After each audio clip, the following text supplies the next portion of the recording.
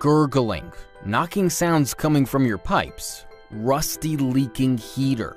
I think it's about time you called Drain Masters Plumbing Company. Nowadays, most water heaters are being stressed. Pipes are leaking from worn gaskets or improper fittings, and drains are clogged with sediment, mineral deposits, or even corrosion. Regular maintenance is extremely important to keep efficiency and avoid serious issues in the future. We specialize in drain cleaning, water heaters, garbage disposals, leak inspections, leak repairs, and all other residential and commercial plumbing-related services. Drain Masters Plumbing Company is a locally family-owned business with over 20 years' experience and a long list of satisfied customers in San Diego County. Our highly trained, skillful technicians with fully stocked work vehicles can troubleshoot or repair any problems they are faced with right on the spot. So don't wait, call us today.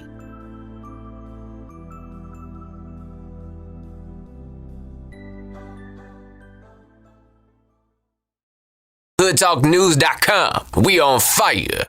Hood morning, family. You're listening to the best talk show on the planet, Hood Talk News, with your host, Peaches and Hood.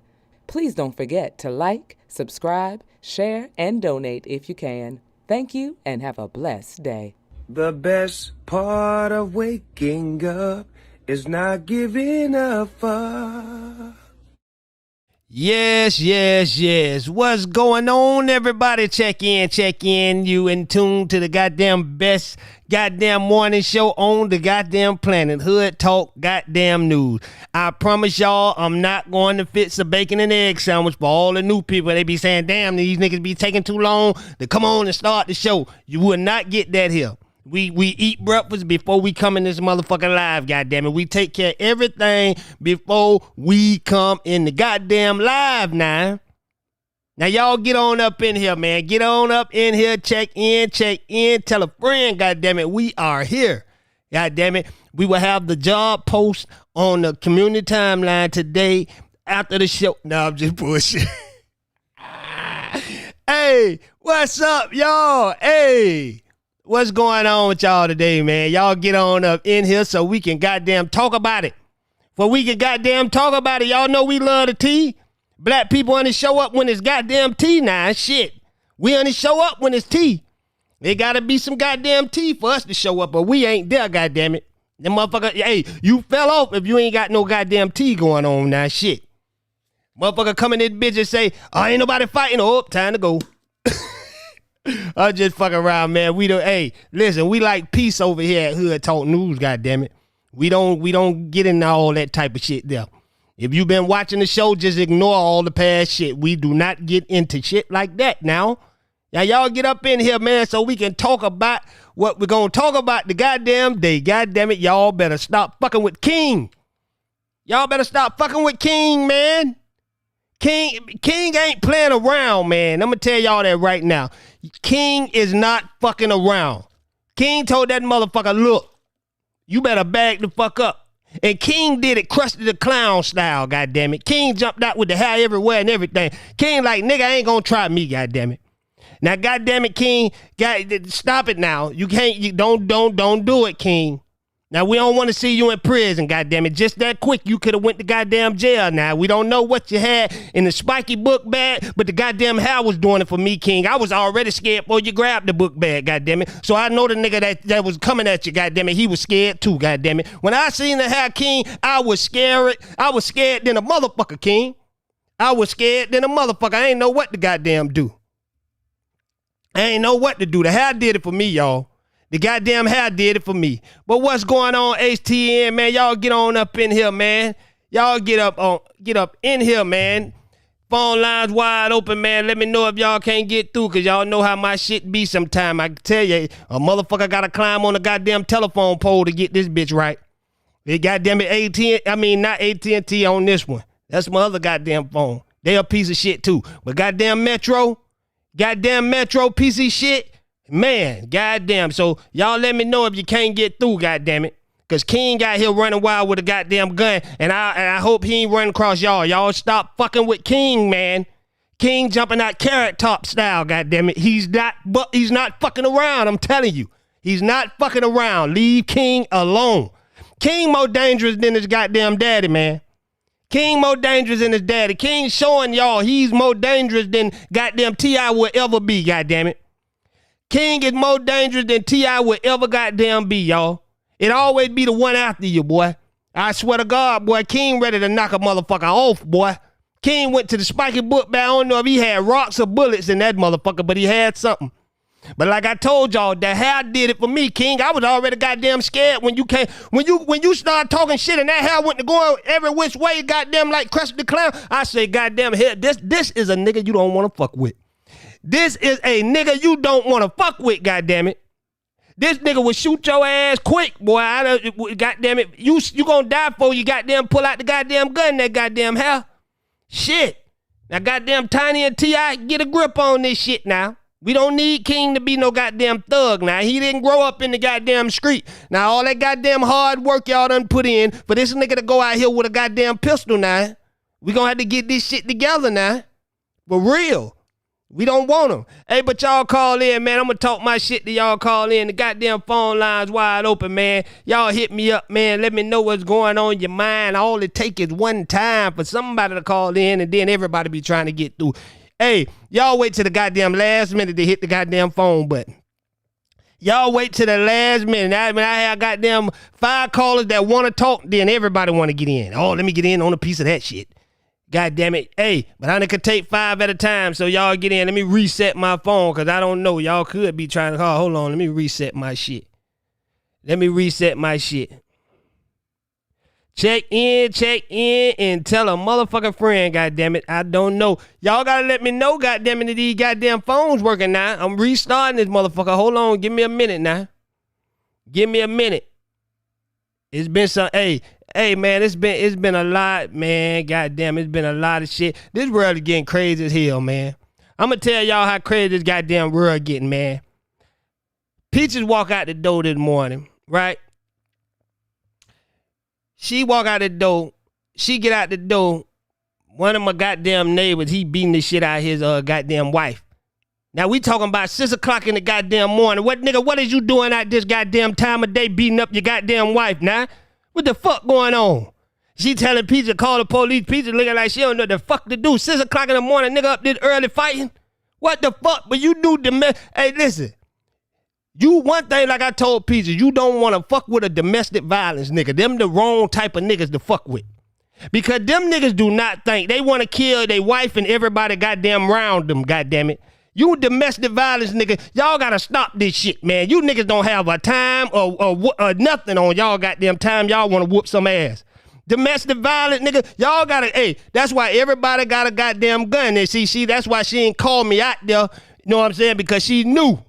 She just went on to work and shit because there would have been some shit out there, goddamn it, this morning. I'm gonna tell you right now. Don't goddamn nigga, and then a nigga standing behind my car beating up his wife, goddamn it. I'm already a goddamn black man that look like goddamn it I done something. Nigga, you don't have them coming at me thinking I'm been goddamn it riding you around and shit, nigga, fighting behind my motherfucking shit, nigga. The hell wrong with you? Goddamn it. Now I don't know what happened to this dude, but goddamn it, I gotta talk to him when I see him. Look, dog, no, hey, look, hey. This the wrong nigga car you need to be fighting behind, goddammit. Now shit. Now they already fuck with me, goddammit. Don't you be fighting behind my shit 6 o'clock in the motherfucking morning, nigga. For real, man. 6 o'clock in the morning. You domestic violence nigga. But hey, I'm gonna tell you, man, you don't fuck with them type of niggas though. You just straight shoot them niggas, goddammit, allegedly. You just straight shoot those type of goddamn niggas, man. For real, man. You can't fight with no goddamn demand. A nigga that beating up his wife, he wanna kill everybody. He don't give a fuck, boy. I'm gonna tell you that right now. That nigga wanna kill every goddamn body. He don't give a fuck, boy. He'll shoot you and his wife, goddammit. Them niggas is some goddamn crazy motherfuckers, man. For real. Cause hey, one time I was working in goddamn Jacksonville. Motherfucker, goddamn, I'm just walking by, right? I got there. I'm taking. We at the hotel, so I'm taking my trash to the dumpster and shit. You know what I'm saying? After the day's work, I had to clean out my van, taking my trash to the dumpster and shit. So I'm walking by, it's probably about 8 o'clock at night. I'm coming from the dumpster, walking back to my hotel room. This nigga beating the shit out of his old lady. I just looked over there. Nigga start charging at me. She told, oh, run, he got a gun. I guess she know I was gonna put a foot in his ass. So I like eased up to my hotel room, right? my little cousin was in there. So I'm like, man, his girl say he got a gun. So we looked out the window. He walking off. We like, oh, hell no, this nigga ain't got no gun. Man, we done chased this nigga ass. God damn it. By the time we got to him, the police was already there, had this nigga in the chokehold. As soon as I got around the corner, they slammed me against the wall. You want to go to jail? I'm like, hell no. But God damn it, this nigga was coming at me first. I don't even know this nigga, man. That's why I say y'all got to be careful for these domestic violence motherfuckers. But these are some special niggas, man. I'm telling you, man. Them niggas will beat up their grandma if they going through it with a goddamn female now. Shit. Now we got to get this shit together out here, man. We got to get it together, man. Hey, the phone line's wide open, man. God damn it, y'all want to talk about it today, call in, God damn it. I ain't going to talk all goddamn day. Y'all call in if y'all want to goddamn talk about it. Let's get it off your chest. If you been, hey, listen, get it off your chest. If you been abused by domestic violence, motherfucker, you been hurt and all that type of shit, call in, get it off your goddamn chest. Let Hood know. Hood want to talk to you about it, goddamn it. I'm gonna tell you how to escape from one of these motherfuckers, goddamn it, without getting killed. Now shit, get on up in here, y'all. The phone line's wide open. Phone lines are wide open. Somebody please test the phone lines. I want to make sure these motherfuckers are working, cause this motherfucker is dry today, goddamn it. Call in, goddamn it, call in. The phone lines are wide open. Please, somebody tell me if this motherfucker ain't working. Please, now. This is odd today. Hold on, y'all. Hold on. Because, goddamn it, I know something got to be wrong with my mother. Damn, what the date is? Did I pay my goddamn? Because, Fresno would have been called in this motherfucker, goddamn it. Yo, what's going on? Denise. Good morning. Man, something going on with my phone? No, sir. I mean, I hear you. Can everybody else hear you? Okay. No, I thought people was probably trying to call and cause this motherfucker been dry as hell this goddamn morning. They gotta wake up. They gotta wake up. Yeah, I woke up late too, and then I gotta go in and out. I'm taking some classes. I pay for them at Harvard Law, so I'm so behind on my homework. But yeah, I was just calling in. I ain't gonna stay on in the chat. I just wanted to make sure I apologize for getting angry the other day. Right. On the phone and my hubby. How you doing that morning? You good? Well, actually, my kidney function is not as well, so I got a call yesterday. So I got to go get some more infusions, and my blood pressure was up. So like BJ said, right. Health wise, and then my heart, I really was down, because I don't like to get out of character, but right. that's just not who I am, and so it stressed me somewhat, and so you but I got love. You can't be letting that get you stressed out. Yeah, I got love for all of his talk, and I just really don't deal with the gossip or the chat. Really, I did block them here, because I just can't. We can't hear your phone going out, Denise. It's like you on speaker. No, I'm on this stupid earpiece. Apple pay an arm and a leg. They want you to pay for the phone, $1,000 for the phone, to get this jacked up earphone. Yeah. That's all. And I had already commented with Drea. She was like, "You good with me, Denise? I love you." And then That's then right. Miss Ann told me she loved me today. So I just wanted to make sure I did that, because let me ask you a question while you on the phone. Goddamn it! Goddamn it, Denise, what you know about these crazy ass domestic violence niggas? Cause I was telling them about the incident. You don't know if you heard me this morning. I heard you. Goddamn, these niggas are crazy out here, man. They going crazy. I don't know if the stimulus ain't enough for them or something. These niggas are losing their goddamn mind out here, man. I think a lot of these men experienced it in their childhood. They watched their mom get beat, and right. for some reason, some men choose that I'll never hit another woman. But right. some men, unfortunately, it's in their DNA. And then some of them are so hot-headed and mentally ill, you know what I'm saying, that are bipolar. And the sad part is that when we look at the women, as a woman, you look, I know I had a friend, and as much as we, told her, you don't deserve this, what was sad was her pastor was trying to, counsel, which to me, pastors are not. If you're not therapists, I don't think pastors should get involved in counseling. They need to go professionally. But she stayed for so long, thinking that because she did for better for worse. And I told her, I said, God did not ordain for you to get your butt beat all the time. That's not God. That is not God. You have every right. But PV1 covers it with Fatal Attraction. Right.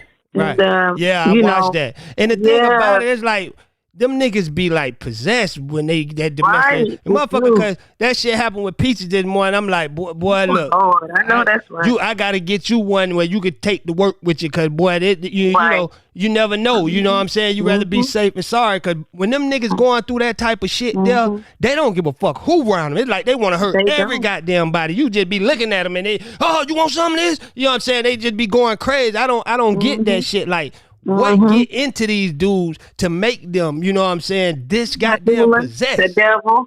It's the devil, like you say, and some of them are on drugs, but Jay Adams had me cracking up just in the comment. He said I think he said his brother, they beat a man up for, hitting a woman, you know. Right. And it's unfortunate if you think about it, who some of these rappers, I don't know, I don't remember that little boy name, but they was at a hotel and he was kicking and beating that girl in the hallway, and all the guys around just watch. I think was that the dude, young boy? Was that young boy? It was one of them. Somebody. And then in Chicago, same thing. The girl landed her house. Apparently, that's what she did. Right. But what happened was they got a little crazy and started bringing in drugs. And so, long story short, she was like, y'all gotta go. And it was so hard to watch. The dude popped on her and then just kept beating her. And then everybody, all the guys just sat there as he was just beating that girl down. And I don't know why the men just still, I don't know why men don't get in all the shit we going through these days that, come on, man, you want to beat up your woman, man? Come on, man, what kind of shit is that? And then, listen, they stay way across from us. He so end up, goddamn it, right by my goddamn car beating their ass. Nigga, don't do that shit to me, nigga. Goddamn it, don't have me out here looking like goddamn it, you riding with me, motherfucker. You wouldn't have been on the line today if he said something to people. Oh, you know I wouldn't. She said he ain't say shit to her. He just continued to beat his old lady ass. He ain't say nothing to her. I say you got to watch it because he could have thought you was gonna go, cause as soon as she seen Pete, she was like, please call the police, right? He could have thought that you was going to call the police, and he could have tried to stop you. You know what I'm saying? Like, I'm like, man, we rather be safe than goddamn sorry, goddamn it. You gonna have to get something that you can tote to work. It's been happening. You know what I'm saying? Just boiled over outside. Come on now. Come on, we got another call on the air with us too. Caller, what's good with you? Good. What's the deal, my nigga? This Lee in L.A., my nigga. Lee, what's going on, Lee? What's going down? Good morning, y'all. Good morning, man. I had to call in. First of all, hood salute to you for getting vaccinated, my nigga. That's the business for real. That's right. Hey. Only thing you might feel is a little pain in your arm. It feel like your muscle tight or some shit like that from the shot. But that shit go away. It feel like your arm is heavy a little bit. You know what I mean? Feel like your arm is heavy. And the second shot, you really gonna be gravy, my nigga, for real though. Right. Hell yeah, I had to, dog. I couldn't take no chances, man. I had to. You know what I'm saying? No, that's the right thing to do, man. It's over like half of the United States has been vaccinated, man. That's millions and millions and millions and millions of Americans that have been vaccinated, my nigga. So I'm not even really dealing with all of the conspiracies and all of this and all of that. You got yours yet, Lee? Hell yeah, I'm fully vaccinated. I got both shots. I'm trying to tell you. Hey, Lee, let me ask you a question about this domestic violence shit, man.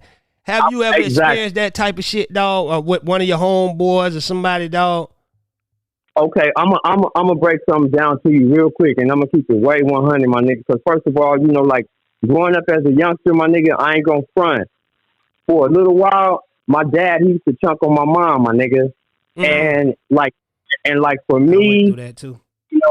And like for me, seeing that, it was a little bit crazy. But and I love my dad, but even to this day, I still kind of got.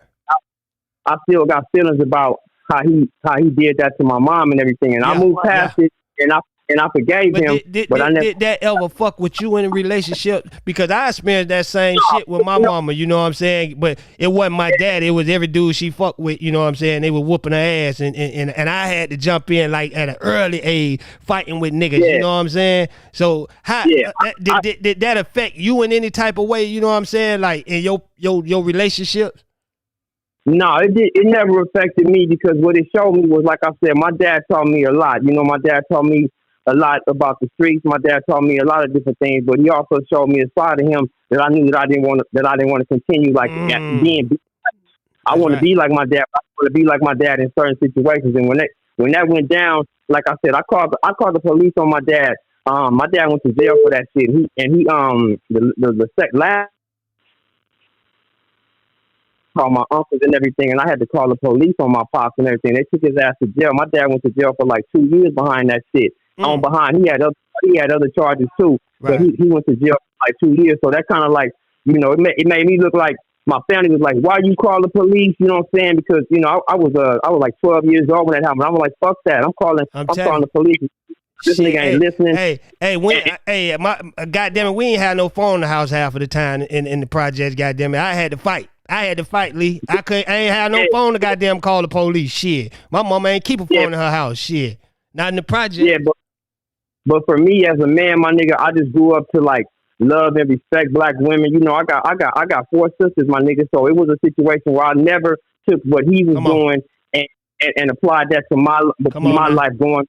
As far as like women go, and I never ever raised my hand. I barely raised my voice to a woman, my nigga. I let them do all the screaming, and I try to figure it out and talk the shit out peacefully and everything like that. But I did have a homie. I had a close ass homie, my nigga.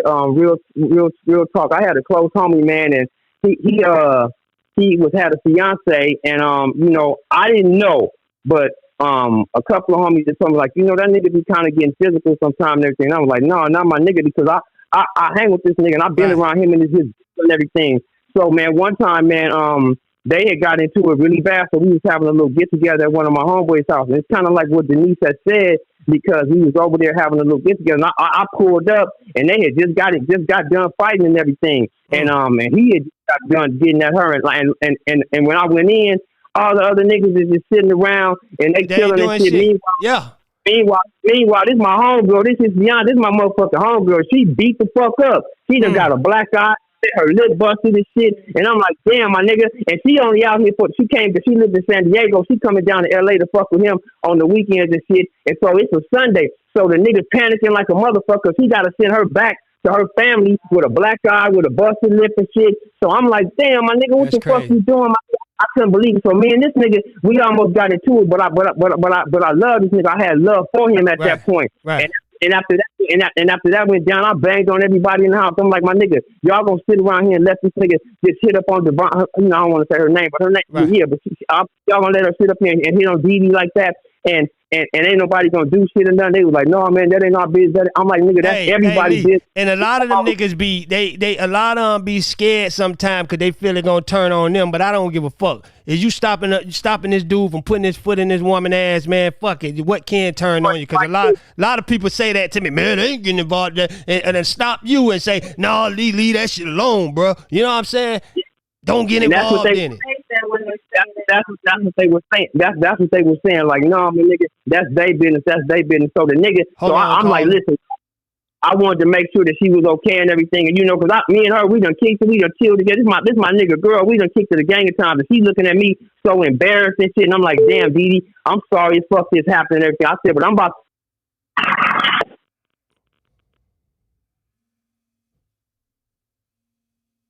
Hold on, y'all. Hold on. I don't know what just. Hold on, y'all.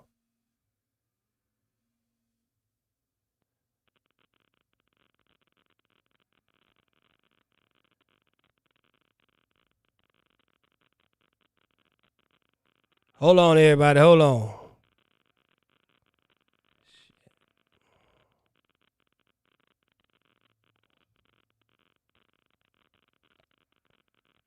My bad, y'all.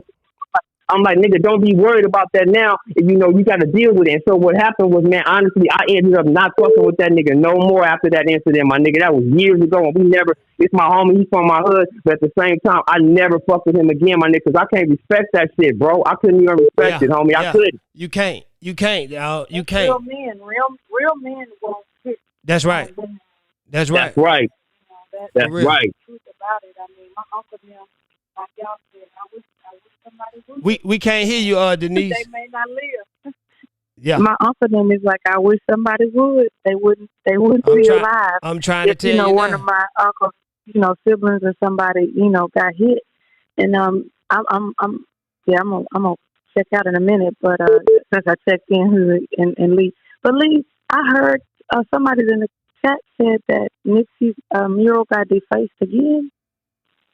No, that the one that got defaced where Cowboy had went live, that shit's been fixed now. That by the Fat Burger, it's fixed. It's fixed. We got Afghanistan on the phone with us too, y'all. Damn, my bad, Afghanistan. Trying to fix these goddamn lines. What's good with you? Man, just chilling, man. I don't know what's going on the goddamn phone line, man. I forgot all about you sitting on this goddamn phone. This shit did some shit. I don't know what it did. But what's good with you, my brother? Nah, man, just chilling, man. Just tapping into what you're saying, bro. About this domestic violence, you know, with me, you know, my job in the Army and all that. You know what I'm saying? That's something that, you know, when soldiers come back from deployment, you know. Oh, they be fucked up, don't it? They be fucked up out there, but I know they go home. I done seen and heard some situations with them. But what do the Army do to them, man, to make them go home and want to be all fucked up like that? You know what I'm saying? Doing it to their shit. Some of them not. Afghanistan, not just their wife. A lot of them do it to their kids too. Go home and start drinking and beating the shit out of their kids. Yeah, a lot of them, man. Whoever driving, hey, y'all mute your phone. Whoever driving, mute your phone real quick. For the majority, you know, it's kind of like coming home from the pen. You kind of got that what's your name, and you kind of got this mindset that the world is against you. You know what I'm saying? So when you come back home, you know what I'm saying, you fucked up. But most people, they get psychological help. You know what I'm saying? They recommend that the soldier, he moved back on post to the barracks.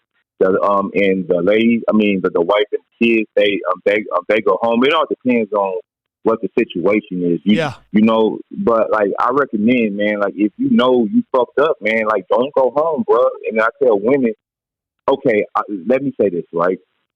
No woman deserves to get their hands for nobody to put their hands on them. Like nobody does. Like nobody should. And women, y'all don't be beating on y'all husbands, because I be knowing a lot of niggas who be getting their ass. Hey, it is some out there that got there. There's some women out there that'll beat your ass, boy. I'm telling you right now. All the time. Hey, they in the training and all that shit now. But hey, man, I ain't even think shit still going on out there like this, man. These niggas is going goddamn crazy though. Cause you heard what I said about this morning, right? What happened this morning? That's crazy, dog. You know what I'm saying? Because right next door, man. I be having to go over there and stop them from fighting, man. Because he younger, man. I tell him like, bro, do not put your hands on a female. Like, if you fight, don't even argue with a female. You know what I'm saying? Because what you're doing is, for one, you're destroying that woman. For two, a heated situation to get you a charge that, you know what I'm saying, that you could never get off your you can never get off your record. New caller, so what's good with your new caller? What's going on, What's going on, Family, this Bo, man. I'm calling from New Orleans, man. Bo, what's good with you, my brother? What's good with you? New Orleans in the building. We need some boots going on, King. Still want to see, man. You know, I love the show. I love the platform. That's right. Love what y'all be talking about. You know what I'm saying? We having real conversations. Come on now. You know, conversations that we need to have. Come on. Know, I just want to get my 2 cents on. That's right. You know, what the King Lee was saying. It's like, you know, as far as that domestic violence amongst our people, I just feel like personally, ain't no real man about to sit back and watch another man beat on a woman. I'm trying to tell you. Know what I'm saying? I just made 30 years old, man, and it's like, I seen a lot coming up, growing up in the projects in New Orleans, man.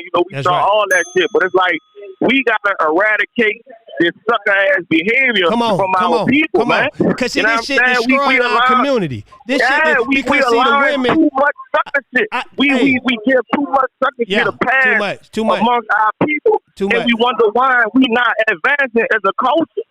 Hey, and I feel that's the reason a lot of these young sisters out here, not depending on the man, so they going out and trying to get it any way they can, doing shit on social media, showing all their body, all that shit, because I think they feel like they got to stand on their goddamn own now. You know what I'm saying? Exactly. And a lot of that falls on us as men. It's like we got to get back to the standard, man. Come on now. You know what I'm saying? We got to get back to the standard. We allow too much fuck shit in our community, and it's crazy that we even have to debate some of these things. Come on now. Come on now. It's going on in my mind that you actually have men that'll sit back and watch him beat on another woman and holler out, "Oh man, that ain't my business." That is your business. That is your business. What if that was your sister? What if that was your niece or your daughter? Come on you now. You don't want another man putting his hand on him, so it's like, it's men, dog. Like we gotta get our shit together, man. We gotta get our shit together, boy. Hey, you can't. It's not even. Because to me, man, it's not even. Like it should be in you. It should be like a natural instinct. Exactly. A woman getting beat up, bro. Like dudes, like they're then. I'm gonna tell you this, bro. If a man put his hand, if a man could break a woman, bro, like another man, I guarantee you, he will not fight another man, bro. Hell no. No. That nigga ain't finna fight no another man. Hell no. Oh, that's a fact, bro. You will not fight another man, bro. My little sister was fucking with this one dude, right? And so, we stayed in the same apartment. So it's like, one day I get a knock at the door. I open the door, man. I could tell she just got out of scuffle. I ain't saying no words, man. I just threw my shoes on and I just shot down her before I even come to the door. Still homeboy and went out the window.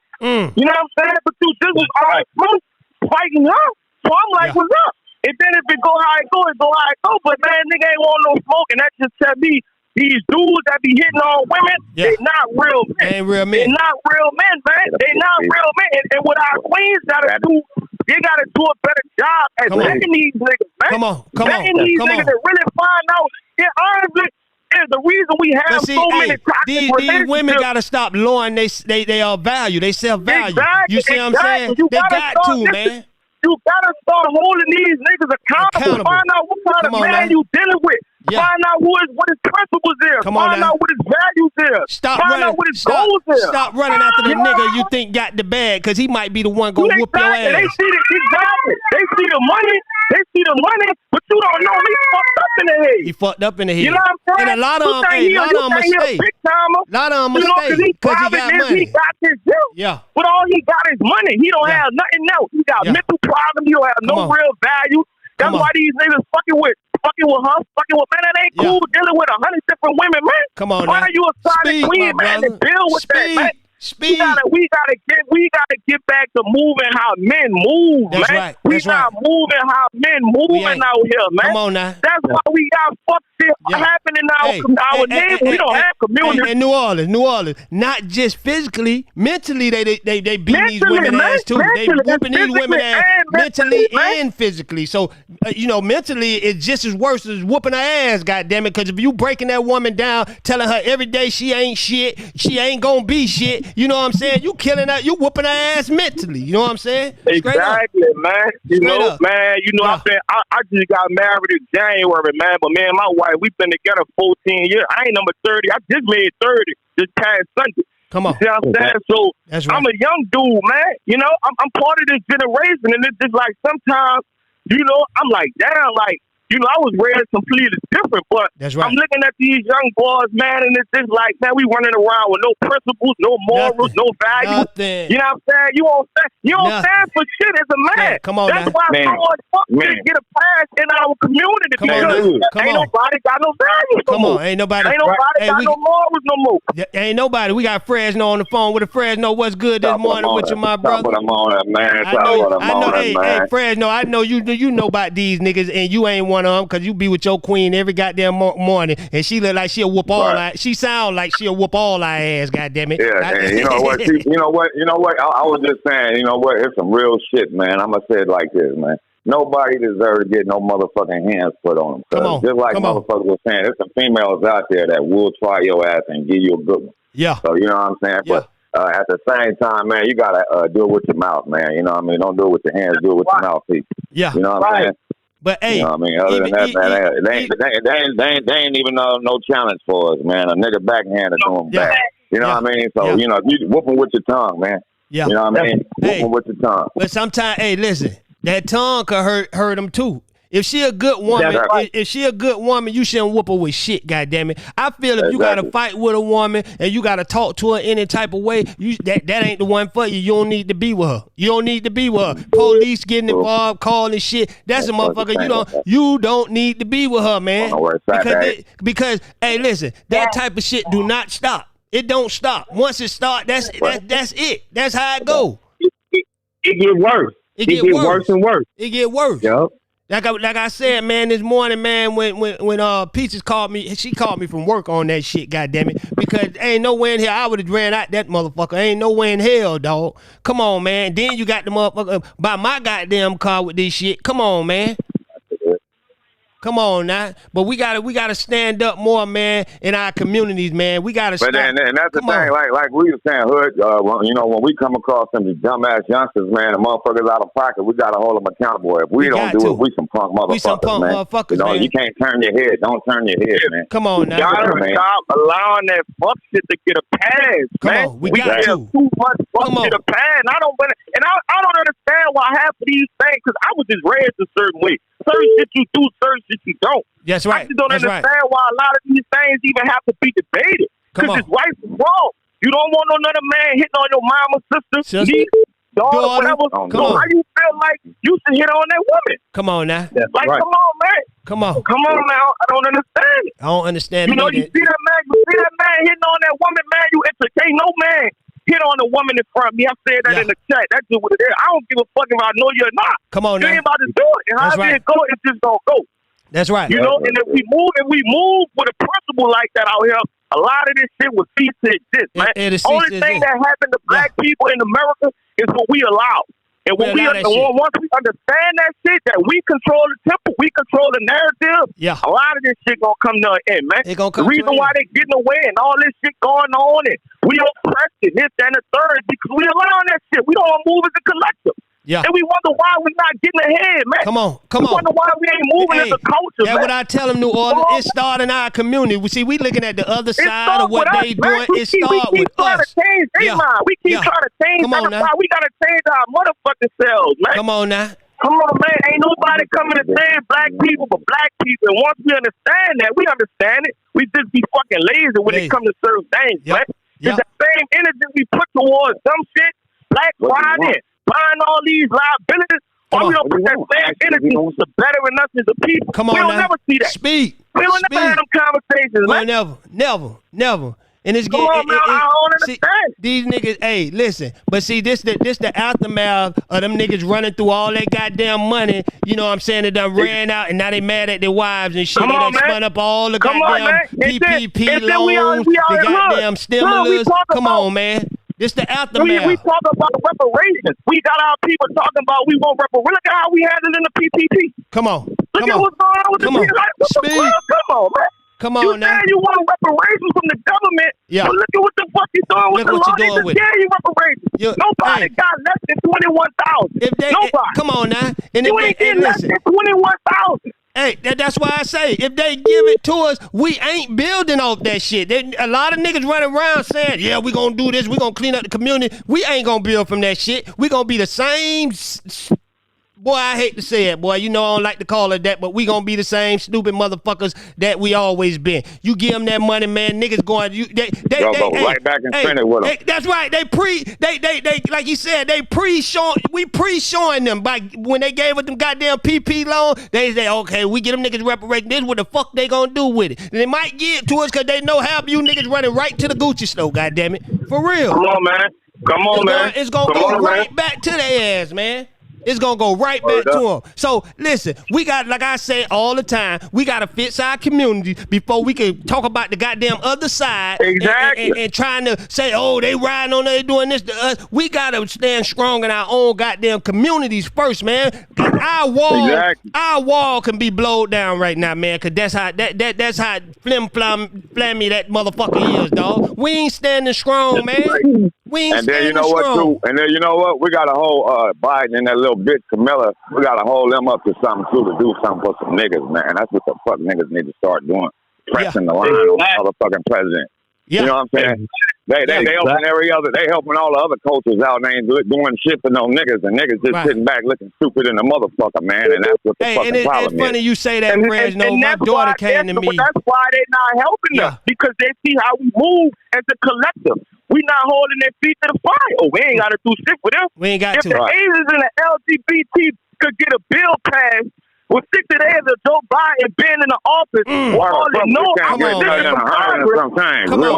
Opposition for Congress, and when they come to us, everything falling on deaf ears. That's all right. Yeah. Because we ain't paying attention.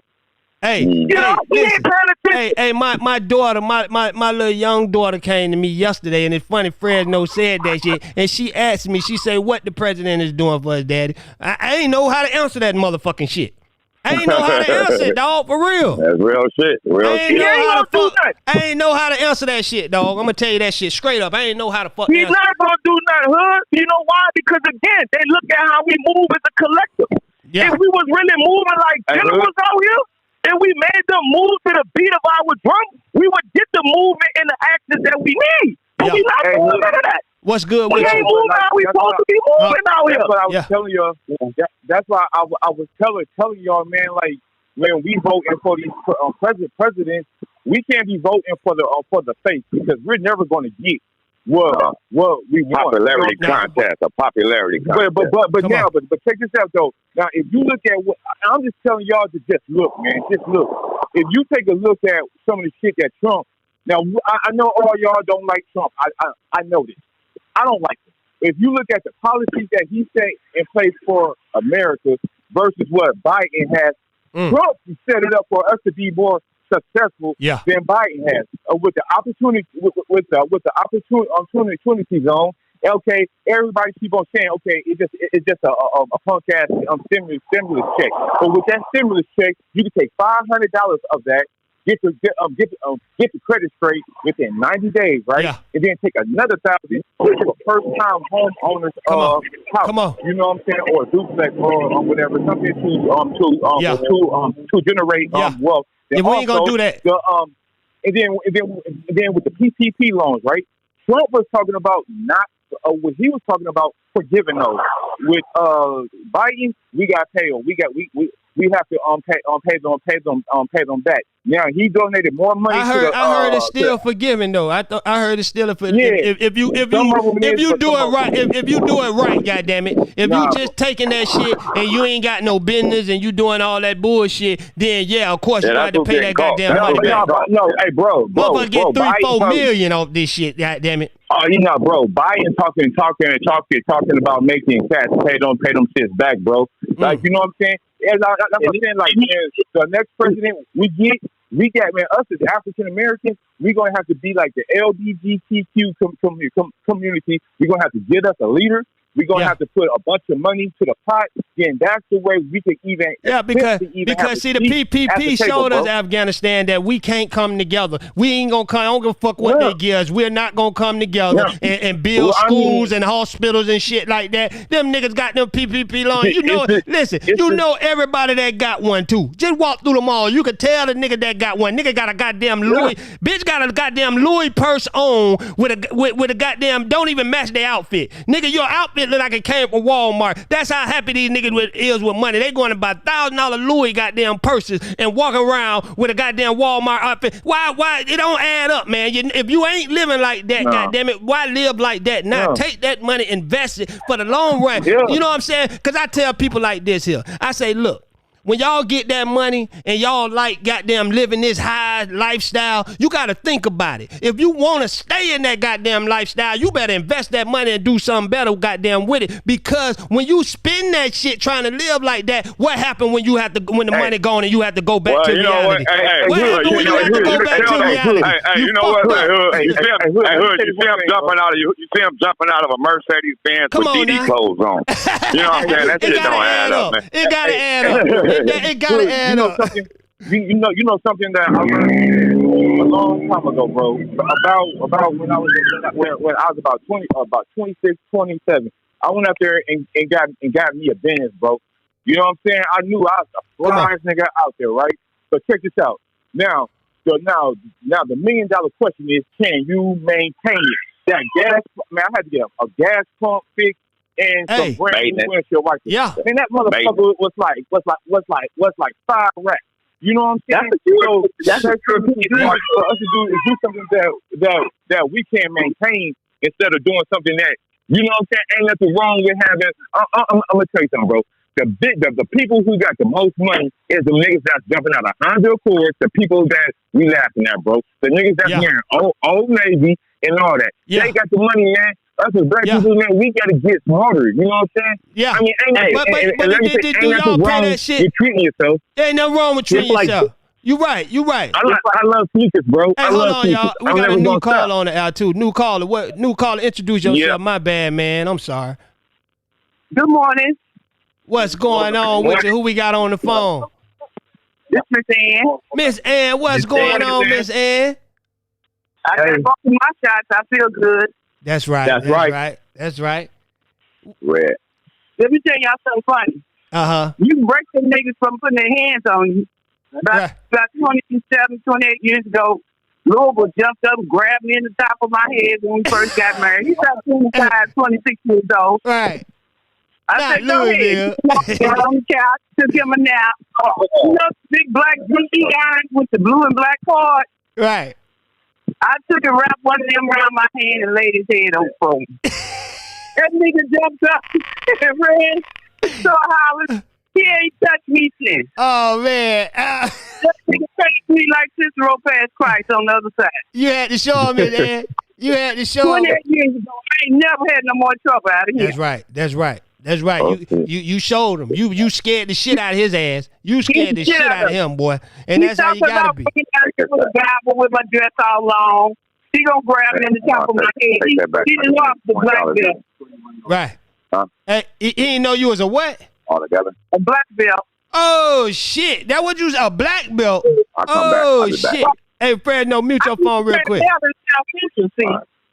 That's what I want to tell y'all too. I hate to disappoint y'all, but I don't know nothing about that, baby. See, I worked at Central Engage out there at the main post office. Right. From 7 to 3:30. Right. Then when I got out for 3:30, I went over there on Florence and Crenshaw. The Crown and Glory was my beauty shop. Right.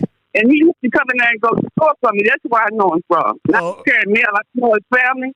Only thing I know is him, Black Sam. And he used to run out in between them cars and stuff. And his brother used to look out for him and put his money down in his pocket. He loved his little brother. Yeah. He was like his daddy. He did. But I know Tipsy couldn't see too good when he was little.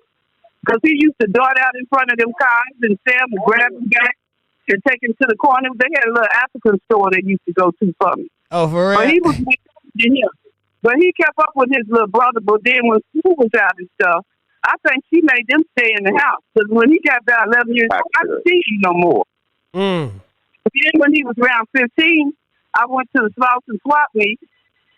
And he said, Granny, is that you? And I said, who's that little Mexican boy? I thought he was a Mexican. You thought no. See, I'm 50-something years old. Right. My baby is 47. She the age of his mama almost. Right. And so I said, I don't know him. And he coming toward me pulling his pants up. He always been respectful, though. He didn't never want me to see his pants hanging down. And he always say, yes, That's ma'am, right. no, ma'am. That's yeah. right. They don't make him like him no more, man. They don't make him like him no more. Not with the young crowd. No, but I can't tell you nothing about the grown men. By the time they got the socks and stuff, they got on the corner where about watching the music. I didn't know it. My friend had he said, "It's me." I said, "Who the hell is me?" I'm so me. Oh man. Well, he was talking about, they didn't call him Nipsey. I said, "What's your name?" "My name Ermit." I asked his brother. I said, "What's his name?" "Ermit." But they had a nickname for him too, though. Besides Ermit. What? You remember? It wasn't Lil Thundercat, was it? No. This boy was about 9 years old. Oh, okay. About 7 or 9. By the time he was about 11, she started making her kids stay in the house because we asked them where's he at. They said they can't come out. If their mama wasn't home, they couldn't come outside. So they run the street cat. You know how some of them get up early and when school was out and just run the street. They had to stay in to 3:30. Yeah. Yeah, it was man, R.I.P. Hustle, man. That's right, man. Yeah, that's a real talk. I got it. Man, I'm gonna tell you how good. I want to speak on that too, man. Because I know we were talking about the domestic violence, but it just be blowing my mind, man. How how they really assassinated Big Bro, man. Yeah. You know what I'm saying? And how dude was really out here leading our people, showing us how we supposed to be moving. How we supposed to You know move. what I'm saying? And for them to do bro like that, man, it just let us know as a people, like, yo, the enemy really don't want to see us be great. Come on now. You know what I'm saying? Come on, they don't. They know our power, man. Anytime we get a messenger or a real example, you know what I'm saying? It's always some shit like that's happening, man. I just feel like, they were supposed to protect bro, man. They was. Ain't no way that clown ass nigga should have been able to do what he was able to do, I'm man. trying to tell you. That's a real spit to the face to us as the people. To that man's family, man. Yeah. It's like, how y'all allow this clown nigga to shoot Nip like that, man? Come on, man. Yeah. What you say? That man probably lose his kid. Yep. You know what I'm saying? Yeah, that's the hurting part. We take a loss like that, man. That's the hurting part. I just feel so bad when I think about that, man. It give you all type of thoughts. You know what I'm saying? That's just what you say, Afghanistan? Afghanistan, what you say? I don't like the way nobody didn't do nothing to that nigga, man. They let that nigga get up out the park like he didn't get strapped. Man, that dude I feel like that dude was supposed to die. Nip shouldn't have been the only nigga to die that day. That's just how I personally feel. And that's real shit. But there's no way that dude should have been able to live like you. Come on, man. That's real shit. Come on, man. Nip shouldn't have been the only one to lose his life that day, man. I don't understand that nigga. That don't seem real because if I was walking around there, walking up through there, and I'm a woman, I'm going to scream, throw the mailbag. I'm going to do something. Come on, you going to do something. Screaming. Come on, man. Y'all really allowed this clown nigga to shoot us like that, yeah, bro. Everybody ran the opposite way like Nip wasn't worth shit. What you said, Afghanistan? Come on, man. If you watch this, man, I watched that movie, the Black Judas and the Messiah. Yes, sir. How you say it? The Black... Man, let me tell you a story, man. I had a dude from the marathon. He always told me to watch this movie, man. Watch that movie, man. You watch it yet? Like, nah, man, I ain't watched it yet. Yeah, man, watch that movie, man, and get back with me. So I was like, all right. So Saturday, man, I wasn't doing shit. I watched it, right? It didn't resonate to me too well. I mean, it was a good movie, but I didn't see what he was saying. So I watched it again, bro. I was like, yeah. Now I see why he told me to watch that movie. Yeah. Bro, anytime anybody has power and try to bring people together, man, bring in Mexicans, they're going to chop you down. They're going to chop your ass down. I'm telling you. That's why I like that. You know what I'm saying? I mean, think about, bro, this dude was putting people on the STEM education, bro, so people could buy themselves houses. Like, do you know the economy effect that would have? And then I'm gonna tell y'all one more thing down, and then I'm gonna bounce. The people who tried to buy the marathon store is called the CIM team. Right now, that same team is under investigation in Chicago for knocking people off for their house, man. I sent the story to OKC in Cecil, but they had erased it off the internet, man. But I'm gonna see if I can find it again, though, bro. Hey, you be quiet. But yeah, man, that's crazy, man. Yeah, it's crazy. Yeah, man, hey, and it's crazy, Afghanistan. Afghanistan, we could walk through the neighborhood and you can find more fucked up niggas than you can find Nipsey Hustles. So that tell you it ain't no mystery what they doing there. Somebody mute y'all phone, whoever driving, mute your phone. Mute your phone, whoever driving. So I tell you, ain't no mystery, dog. No, Hood, that's my wife, man. She driving me crazy. That's okay. Oh, shit. God damn it. Now, we were just talking about domestic violence, Afghanistan. Now, cut that shit out. Now. We were just talking about it, God damn it. Now, shit. You be abusing me, man. Oh, shit. Boy, don't show off on the goddamn phone, Afghanistan. Don't show off, because goddamn, hey, Miss Anna Black Belt, and I don't know what your old lady is, goddamn it. But these women, these women ain't bullshit. Let me be a man in front of the company now, behind closed doors, being charged. Hey, Afghanistan, just imagine that, though. Miss Anna goddamn Black Belt. Now, you in the house talking shit and don't know that. And Louisville in the house talking shit, and she done karate kicked his ass in the goddamn chest, cross the house. Nigga be like, goddamn, hey, hold up. Where you learned that shit at? Hey. Yeah. For real. Yeah. Hey, that's enough to make me. Hey, that's enough. Man. Yeah. That's enough. Hey, but that's enough to make me leave a woman. Goddamn it, you jump up and say, "Oh, girl, what you?" Bow, nigga. Oh shit, what the fuck? Hey, where you learned that shit at? Hey, she didn't turn into. She didn't went from Bay to Bruce Lee, though. Bruce Lee, goddamn it. Hey, I salute her on that, goddamn it. For real. Yeah, salute, man. We need more women to do that. Listen.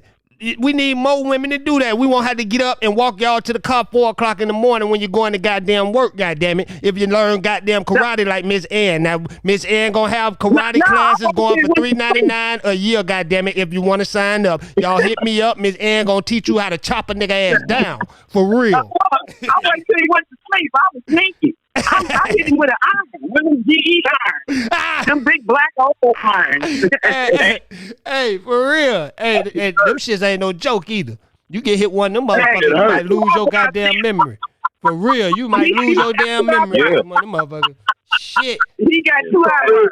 What he got? Hey, man, but hey, what I'm doing, man. All right, bro. Call in, bro. Yeah, I was gonna say. I was gonna say. Anybody know the next court date? Anybody know when the next court date supposed to be going on, or when they supposed to be postponing some shit or whatever? Well, Shade Room said the end of the year. Oh yeah, that's right. But go ahead. What you want to say? Man, I ain't never seen the case handled like this, man. Never. Never seen the case handled like this. I'm trying to tell you. Hey, but you know one thing about LA courts, my nigga Hood. I said this before on a couple of shows a long time ago, man. You know, it's niggas in the county there that did a murder in 2015 that's still sitting up in that motherfucker. Yep, you ain't lying. You ain't lying, boy. They will hold down here. They'll hold your ass. They'll hold your ass 4-5 years, boy. Bullshit. Yeah, hell yeah. It's niggas done did they whole bid in goddamn the county jail, and by the time they sentence them, they just going across there to get their number and they going home. Straight up. And they Nigga be in that motherfucker for 8 years. going on with that. Yeah, nigga be in that. You could be in the county for goddamn 10 years around that motherfucker. As soon as they sentence you going straight over there to get your number, and then they releasing your ass. I done seen that shit happen plenty of times. And then plus it's a high profile case too, so that might got something to do with it. But my whole thing is, man, who this nigga was working for, man? Who behind the scenes pulling the strings, man? We got Denise on the phone right now. Denise, what's That's going on? That's what we want to know. Who hired this nigga to do that to them, man? If that just wasn't no random act, that shit they talking about, he was snitching and all. Man, come on, man. Yeah. Come on, man. You come back and shoot a nigga 10 times, he call you a rat? That could have been anybody else in the hood telling Nip. Nip ain't do nothing but tell him what anybody else could have told him that day. If you got that reputation. And I don't believe he told him that. I don't believe he told him that because if he would have told him that, that's enough time. It don't, because that's enough time for him to go get his shit together. And I done called this nigga snitch. Let me get my pistol because I don't know how he gonna feel about me calling him a rat. Come on. He didn't call him a snitch. He just told him he needed to get on away from there until he handled that business. That's what he told him. That nigga look like he had a earpiece in and somebody told him you didn't finish your job, go back and do it again. Yeah. Then we got Denise on the line with us. We got Denise on the line. Denise, what's good? No, I was just gonna answer Fresno real quick. Fresno, the next court date for Holder is June 29th. I'll be there. Yeah, you going, Miss Ann? Yeah, I'm gonna get on the plane on the 18th. Okay. It's, and it won't be his trial, but Miss Ann, I'm with you. I'm about to get things together so I can be down there. That's right. I'm hoping. I did see that he changed courts, so I did call about that. And he's in the same department, but it does sound like it won't be December. It sounds like I'll tell y'all after June 29th. So June 29th. Man, it's just fucking over, Big Bro, man. It's fucking over, Big Bro, man. It's all in the man family face, man. Yeah. The judge is tight. Man family. Yeah, it is. The judge is the judge on, man. Fired with the whole thing, but like I said, the last hearing it was quick. I mean, like I said, I don't think it lasted 5 minutes because the public defender asked for a continuance. So I'm really hoping on June 29th he got his stuff together, and I'm definitely praying that we don't have another attorney. That's coming in there. But Denise, what you think can throw it off if they do try to throw it off this time? Because they done ran through all the excuses. Well, what'll throw it off are, what me and other King T and all of us, DJ. Try to play the insanity. Yeah, he can't really flip it. The great thing is he can't, whatever you come in on is what they're going to do. The only other thing for Holder at this point is he can listen. There has been a deal on the table. So he can come back and tell what the deal was? You know what the deal was? Yeah, I mean, basically, it's a plea deal, but it actually requires him to give up names. They're not just going to let him off the hook. The same thing with that getaway driver. That show you he was working for somebody if they want names. That show you right there. And they do, like I said, the witnesses are sealed right now for the purpose of, but I know that watching Pac-Man and listening to some of their conversation lately, we need to pray for them because they're kind of like on guard in a sense. And like last year, y'all know BA, he was in LA and driving, and it was so many LAPD. They made him get out and get in the middle of the road with his hands up. And so they have been coming at All Money In real heavy.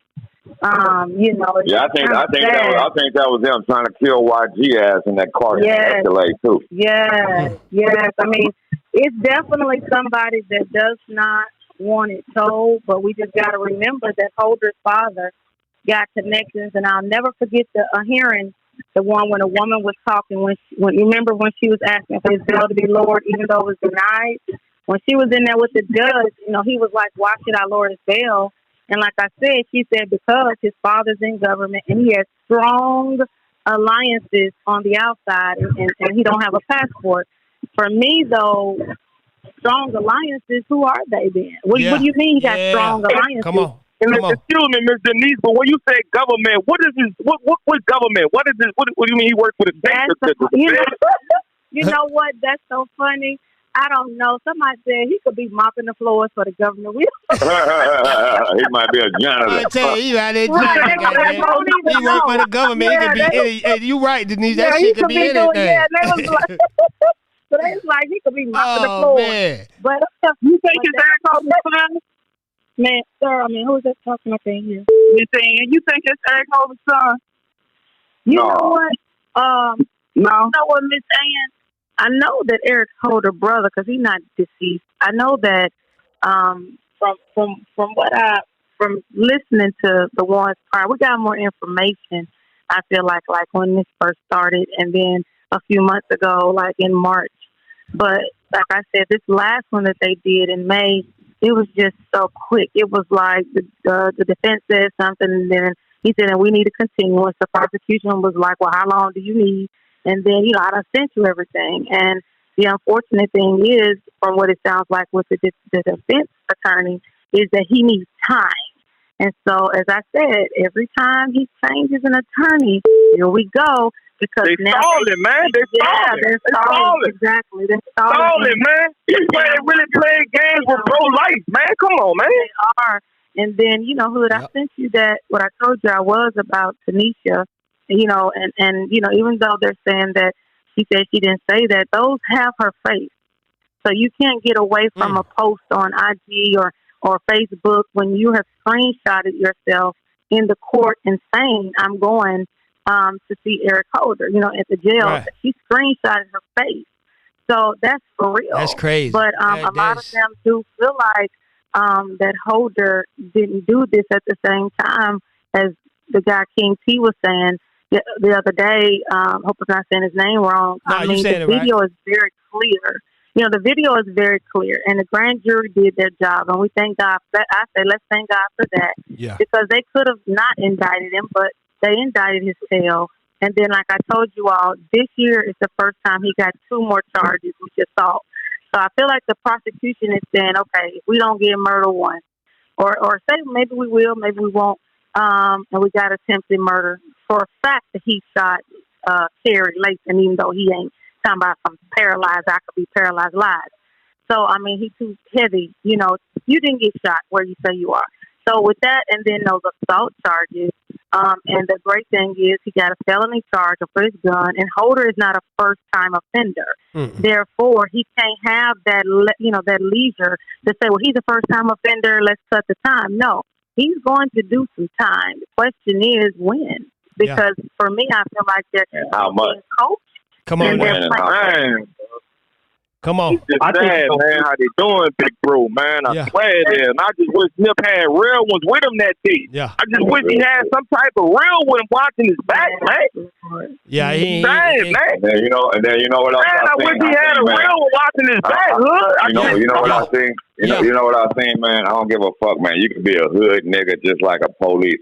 Sometimes, man, you can have a heat on you, man. Sometimes you just ain't ready for that shit, and you ain't built for that shit when it happens. A lot of these niggas got guns, but they ain't no shooters. They ain't finna shoot shit.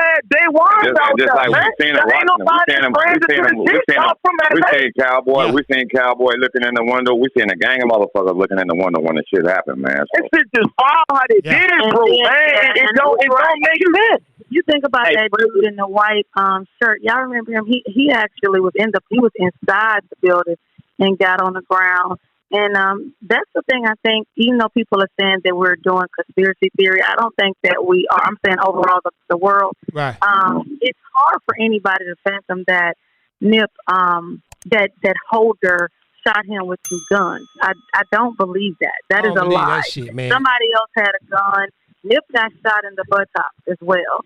And then the back of the head, and I know how they're saying that he came up on Nip, but we have to remember the video shows that Nip was to the side of the car. He shifted his body. Nip saw the movement happening, and he shifted his body. He was not Holder didn't come from behind and shoot him like that. So who shot Nip in the back of the head, and how did he get shot in the butt? Because Nip, when he went down, that is factual. That part that they let us see, he did go over to his face real quick, but Holder back was turned to Nip. Then Nip turned over on his back. So who shot him from the back? Yeah. Then it looked like he threw something. Then it looked like he threw something in that little white Honda too. That white car that was parked right there. Absolutely. So, there's a whole bunch of fishy shit going on. I want to ask you. I feel like everybody in the parking lot that day was in on it. That's just how I feel. Thank you. Yeah. I feel like they all was in on it, man. Yeah. Listen, So it's factual that Nip was shot in the back of the head. Like not it wasn't no through and through from the front to the back. He got shot in the back of the head. Yeah, they said because what's crazy about it? Remember I told you I feel like the documents are changing, and I think Lee may have said that, and others from LA that's what they do fast. When you 1 minute the medical examiner says y'all know that he died with a gunshot to the torso and the head. And then when they was in court, like I said, back in March and one before that, Holder's attorney was saying he got grazed in the head. And so, but when you read it, when you read his death certificate, it says that his death was rapid within 25 minutes of being shot. And so, to me, y'all remember Rizza Islam said he got double tapped like a military type exactly. And sure he did. I tell you, a million hits. I'll never forget. Million Hits said the same thing. Like they executed this man. They did. And then it was somebody. Million Hits. He didn't show his face because he was out there today. But he said somebody called whoever it was. They called and they said, you know, I need all hands on deck. And that was a rolling 60. I was like, I need all hands on deck now. And they was like, what's going on? And he said, NIPSEY. And so that's when all them rolling 60s came up in there. And I just believe these were some young cats that maybe you were from the set or whatever, or you was from the Long Beach set where Holder lived, because I still say in our minds, you have to think about it, Holder did not have Nipsey's phone number. So why on a Sunday would you get up and decide to travel to the Come on, man. Appreciate it, Miss Jackson. Come on, man. Yeah. See what I'm saying? Come on. That wasn't no random act, man. Somebody sent that dude up there to do that, man. Come on now. And that's why he got murder one. To be honest, I know the premeditated. If they got into an argument and they came back, but that would be considered malice in the court of law, which means that he was angry and premeditated. I think Fresno, you mentioned that, or somebody mentioned that last week about. Yeah, I did. It was premeditated by itself. Yeah. He left and came back. Yeah, he left and came back. When you got some time to think about something, and you going somewhere to do something, that's premeditation. Yeah, for real, man. And see, I'm interested in the reason why I'm like Miss Ann. I want to go, but I won't. And if I don't make it, then Miss Ann will be our perfect person that can keep us in check when they go, and let us know. But I really would love to hear the part about this 8:30 in the morning, because the getaway driver did testify to the grand jury that yes, we were there in the alley at 8:30 a.m. So for me, you were lying in wait. And so then another witness. She was in on it. She was. Ain't no way you hear shots and you don't pull off. Come on now. You waited for him to come back. Why you ain't pulling up when you heard the waited shot? for him to come back. You waited for him to come back. If you would have in that danger, you would have made the block. She would have stayed on the scene. She was up with you out of a hotel room. Fuck out of here, man. Exactly. And she supposed to be locked up too. She supposed to be locked up too. Like the grandma, and then remember, like the grandma said, it was in the morning. It was in that morning. Absolutely. She got on Facebook and bragged about it when she got back. Exactly. She bragged about that. Yeah. She sure did. That's crazy. She said, what now, Miss Ann? She got on Facebook right after that's what they said about it. And then she took them around, y'all. Y'all remember the girl with the blue hair, green hair, whatever it is. Ayanna Kennedy, the one that's the boy. Okay, well, she also posted Nip's deceased body. Is that Nip's son? Do you think that's Nip's son? You think that's Nip, baby? No, it's not. And you know why? Because like for me, just experience, right? My husband, when I told y'all they're from a real blended family, like they don't use step or anything. And so my father-in-law knew he had messed up a long time ago. It's right. And so, but my mother-in-law remarried. But when my father-in-law passed, because he never married another woman, everything that was in his house, he kept everything, the same. He knew he lost a good one. And so, but with that estate, my mother-in-law had to give an account for every single dime that was spent and anything that was needed prior to the cut of those checks. It took my husband and his two siblings, it took a few years to actually get their full cut, because you have the 401k, you have anything that's outstanding, you have attorney fees, all this. It's so much to the estate. And I know because my mother-in-law was older and she needed help on a computer. So when you look at Adam had to do a $2 million bond. That bond means that I cannot do anything that the court does not give permission. So when you look at his estate, and that's what I was trying to send you a little bit of, I know you get a lot through the text, right. But in that, it tells you all of the creditors. So Like they recently just paid Chrome Entertainment. I was trying to look that up. I don't know if anybody know the affiliation. Basically, when you die, there's a whole bunch of motherfuckers that got to get their hand in your money and get their hand get out of it. The last payment was like 200 and something thousand, but every month Black Sam, and it's not him, it's the attorney, must give an account. It's called a report. So anything that they send out of that now, come this end of the year, it's supposed to be done, and then that's when they're going to cut that check for Imani and for Cross. Because now everything out of the estate has been paid, but anything that Sam does, he can do anything out of pocket. That ain't nobody's business, but as far as the estate, he must give an account. And so you'll see where the attorney every few months comes in and they'll say it's a status report.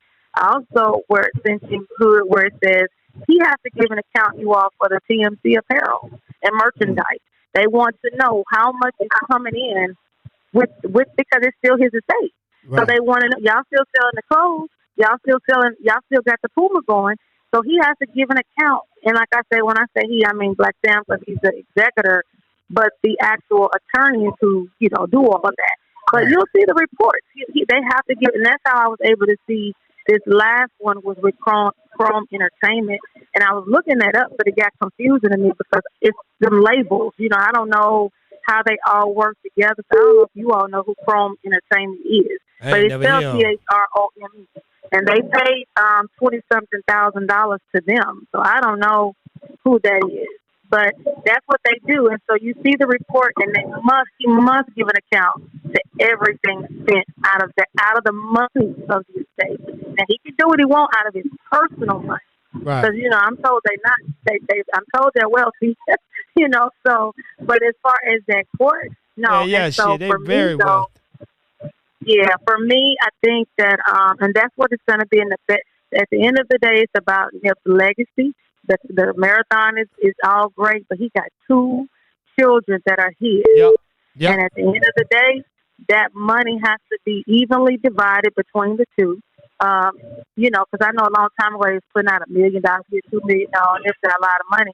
But but it's in trust. In trust, they can't touch it till they get 18, right?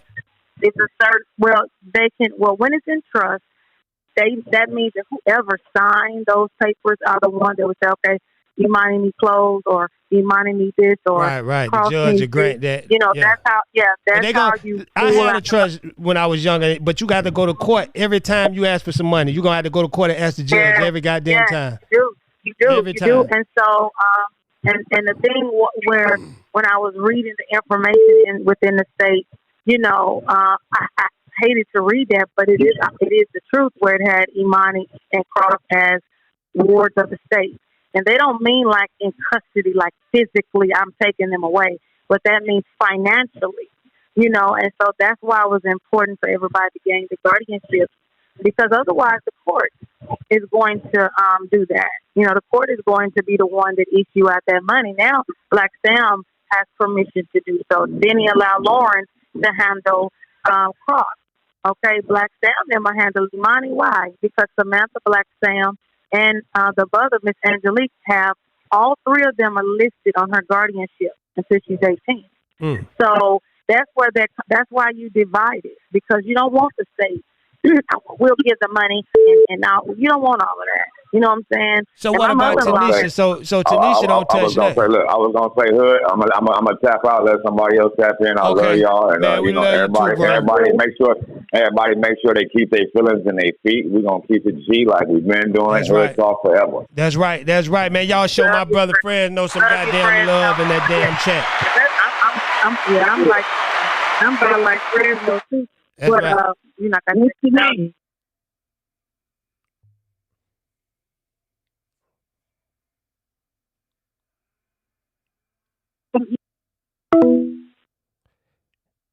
Oh shit, the phone hung up. Y'all call back in. Y'all call back in. Yeah, the phone hung up. God damn it. I'm telling y'all, every time I get to talk to me about that court case, and hey, they don't like that shit. We back on. Is we there? Hold on, y'all. All right.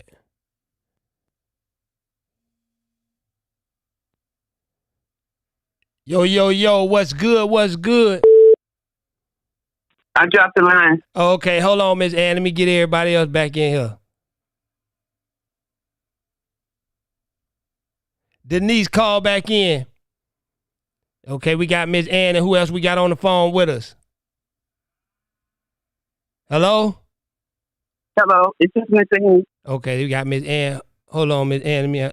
Y'all call back in. Let me get Denise on there.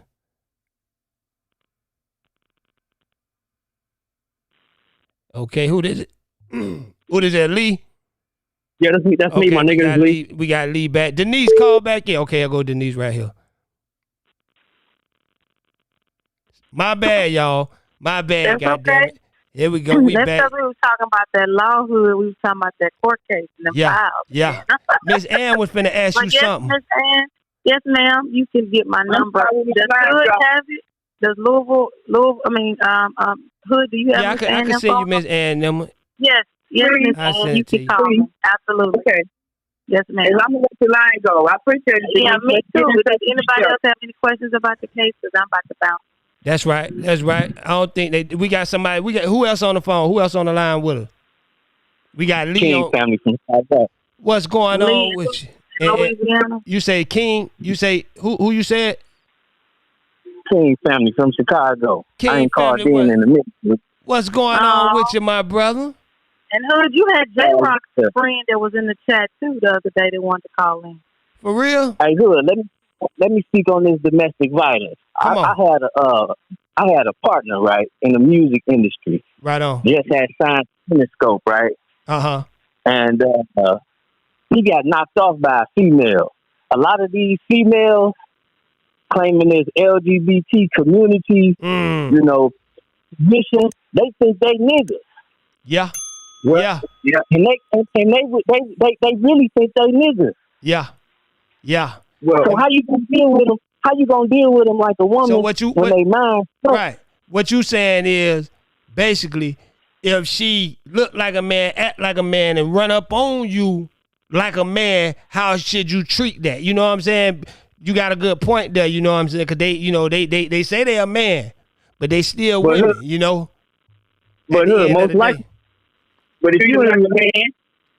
If you're in a relationship like that, if you see a lot of, I guess the more masculine like lesbians, they got the flame form bulldaggers and all that. The ones that's more masculine than on the feminine side. Right. If you see a female like that that's in the LGBT, she most likely ain't gonna be in no relationship with no dude. She gonna be in a relationship with a lady.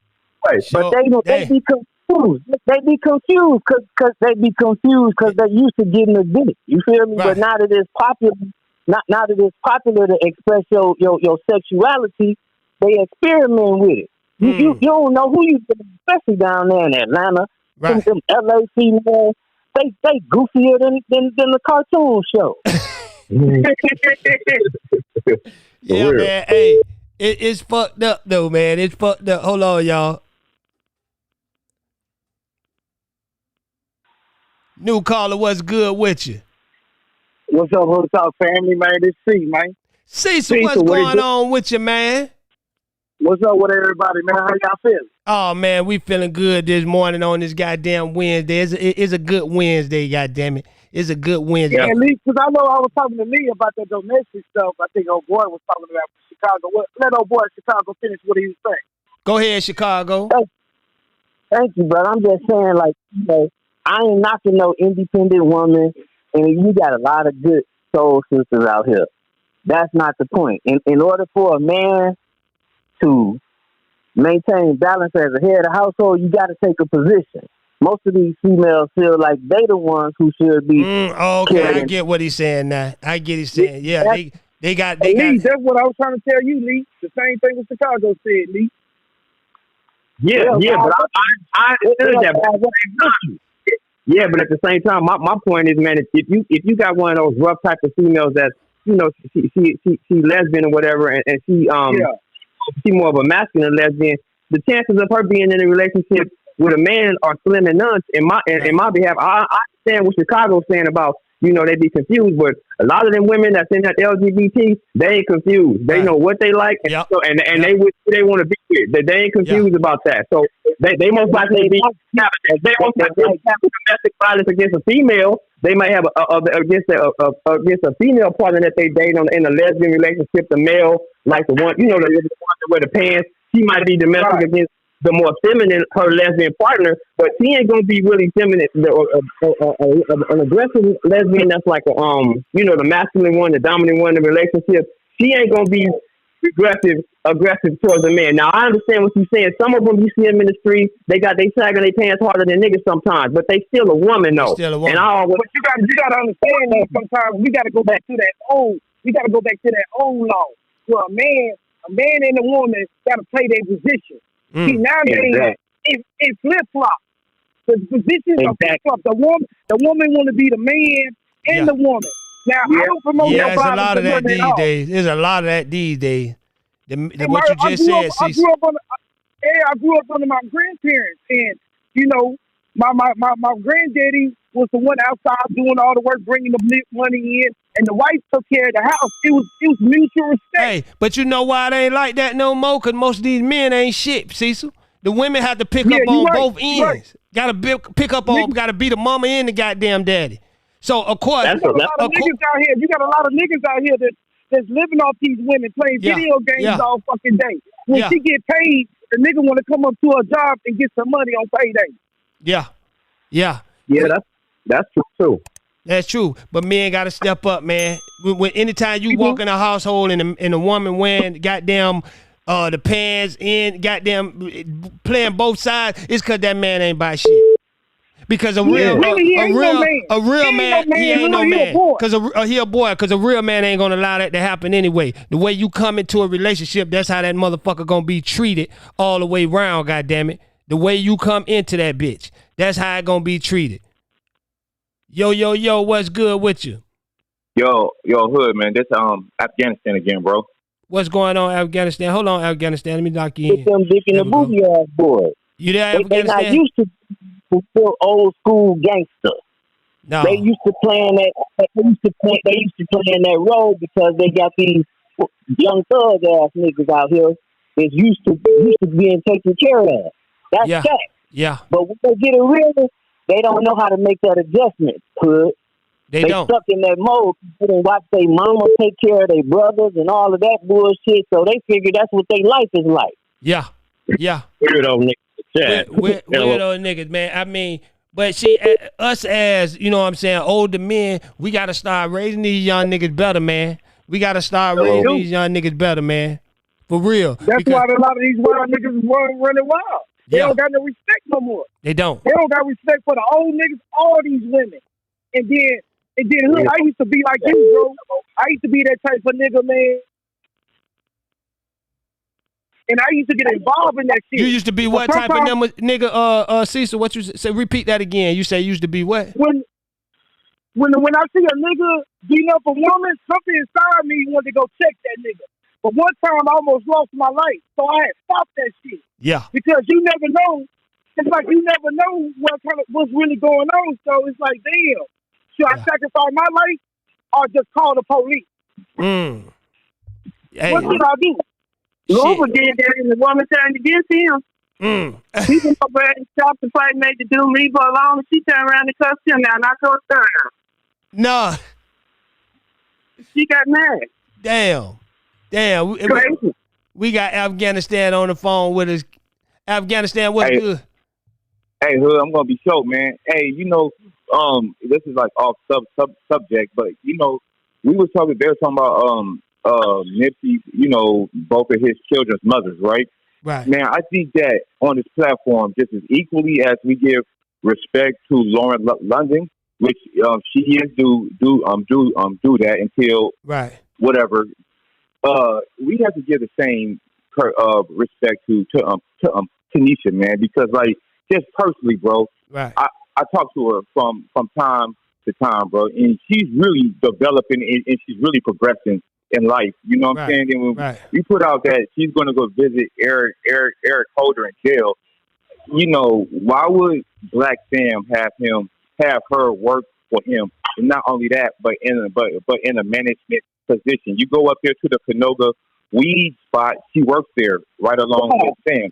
Right. You know what I'm saying? She works with that dude. Like she's the overseer. I heard that's facts though that she said that about Dorothy. But that's what I heard. At the same time, you got to understand though. Like when it comes to China Hustle, you got to understand. She's from the 6-0. That's her neighborhood. She know who the fuck City is. She know who the fuck City is.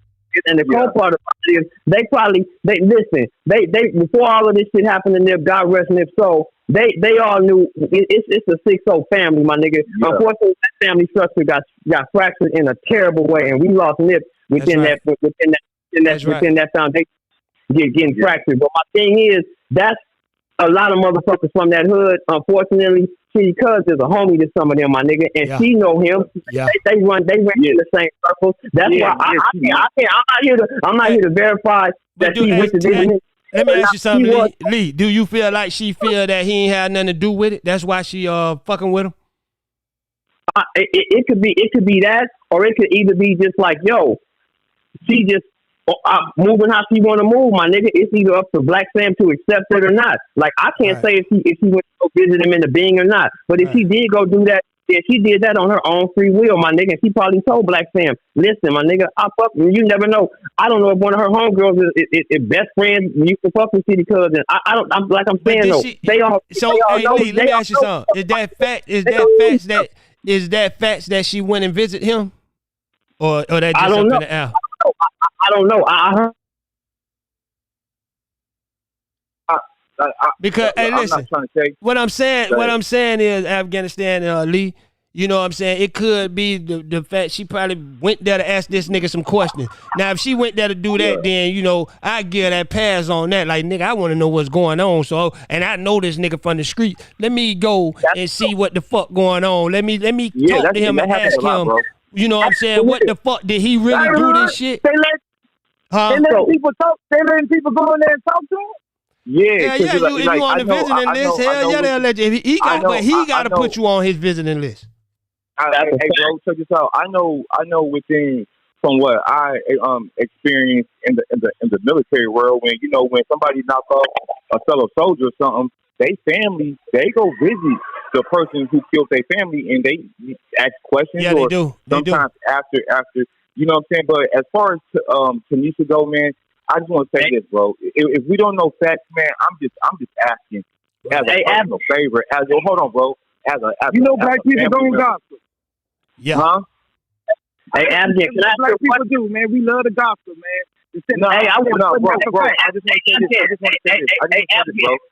Let me ask you something, real quick. I want to ask you a real quick question, bro. Afghan, so you were saying that you don't think that that's true and everything. So if that was true, would you think that would be something that Black Sam would know? Black Sam would know if he visited him. Right? And she wouldn't, and I don't think by any means that he would let her oversee his business. You know, because he works there. If she posted that shit, listen, if she posted that shit on Instagram or somewhere, I really don't think Black Sam, I'm with Lee, I don't think he would know, because I don't see Black Sam as a person that's scrolling Instagram all day and notice everything that's going on. I'm gonna tell you this, bro. I'm gonna tell you just like this, bro. Black Sam is the giant is not sleeping, bro. Like, and then you got everybody around there on Instagram. Like that's what. Matter of fact, they listening to this show right now. I swear to God, like I put that on my daughter's life, bro. Right now, in that warehouse, or when they breaking down that green, they listening to this, bro. And I put that on my soul. I mean, dude, if I'm lying to y'all, let God strike me down now, bro. But I'm telling you, I don't think that Black Sam would have her working for him. And then, second, man, we gotta watch what we, and as I was told yesterday, we have to watch what we say about Lauren, and I apologize if I offended anybody. And we have to watch what we say about Tanisha also, because Tanisha is a little bit more accessible to. I mean, people is accessible to Tanisha more than Lauren. Mm-hmm. You know, and these both of them children, and both of them children need their mother. And if we're all about Nipsey and all that, allow this man's child's mother to progress. Let her grow, bro. She's 30 years old. Thank you. Let her grow, bro. We all get dumb shit in our 20s. You know what I'm saying? So who are we to judge her or anybody else if they ain't killed nobody or a rapist or something? Yeah. I don't really think Afghanistan. I don't really think nobody really judging. No, nobody ain't judging. Hey, listen, I'm gonna tell you what happened in Afghanistan. Not because the world he came for, bro. Yeah, you're right, but it's the fact that you know what I'm saying. And I'm saying this about Lauren and Tanisha. Right. It's the fact that she came.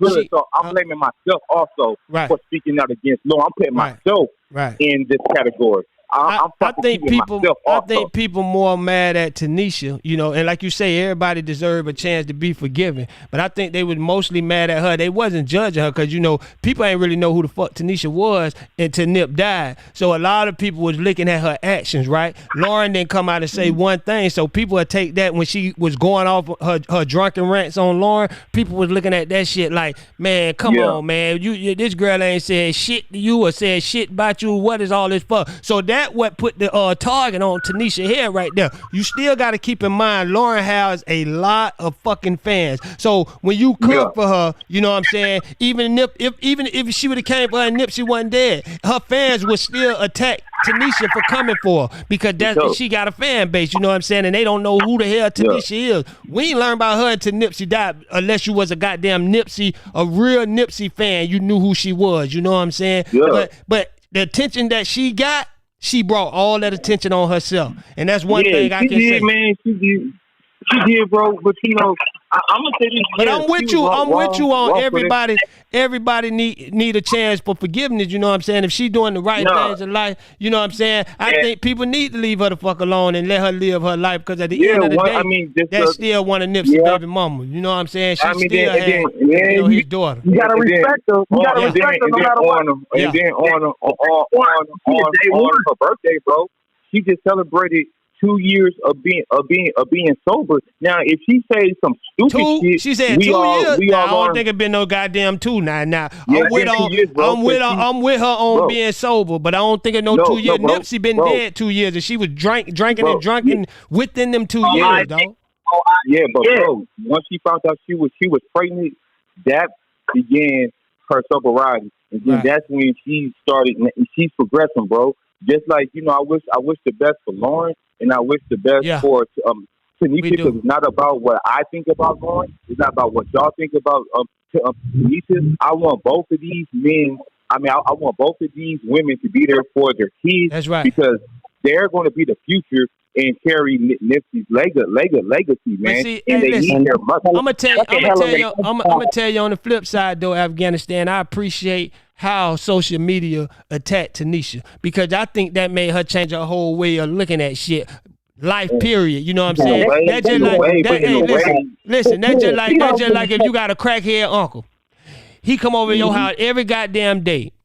Y'all supposed to get on his ass every day you see him. Man, you crackhead motherfucker. You don't get no respect. You know what I'm saying? You got to put people in their place so they can straighten up, because a lot of them, if they don't get that behind it, then they'll continue to do the same thing. But once you shame them motherfuckers, a lot of them, some of them won't, but a lot of them will change their whole fucking life. And people, I think people were coming at her as more as, we want to see you doing better. God damn it, you represent Nipsey now. You can't be out here like this. You know what I'm saying? You represent Nipsey. It's crazy though, because they be bashing on at first.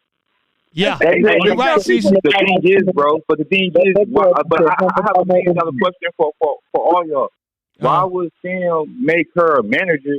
Why would he put her in the ranks of the marathon of the brand? And one thing else I wanted to clarify. What she is at marathon? What you say? She's a manager up there, bro. Like, you could go up there and find out. Hey, but she got managing skill. But see, listen, Black Sam Nipsey had her hand. I heard he had her hand in all his business, so she got management skills. I don't think that'll come in part. I don't think that'll come in part with Black Sam making her a manager. I feel like I think if somebody has something to do with killing my brother, or ain't nobody saying no. Nobody saying no. Hey, Afghanistan, nobody never accused her of having something to do with Nipsey murder. It's about, you know what I'm saying, all the extra shit, like, you know, seeing Eric Holder in jail, all that type of shit there. I want to let everybody know, man. It's a picture with Tanisha and who everybody thinks is Eric Holder. That is not Eric Holder in that picture. That is a cousin named Flacco. That's what understand. They all grew up together. Right. They grew up together. They were real friends. Hey, Hood, let me tell you real quick. You got to understand too. Man. That's what's up, my nigga. Hey, you got to understand too, man. Black Sam, as far as Tanisha go, man, that's family for that nigga. His brother loved. Yeah. His brother loved that girl, man. She gave that nigga his child. Come on. So family off top, and if it's one thing Black Sam knows, see her do better, and he know that. Yeah. And she was in the start with the whole Schwarzen Boy movement and all of that. She was his support system. So why wouldn't they put her in position? Right. She the one who made it. That's right. If it's one thing Black Sam know Tanisha, my nigga. If that's for sure, he know her. He know that she can crazy at times. He know that she can be a sweetheart at times. Probably that's they family get down. He know her better. He don't know her better than his brother did. But I'm saying he got love for her, man. That's his family. And one thing I took from Tanisha, right?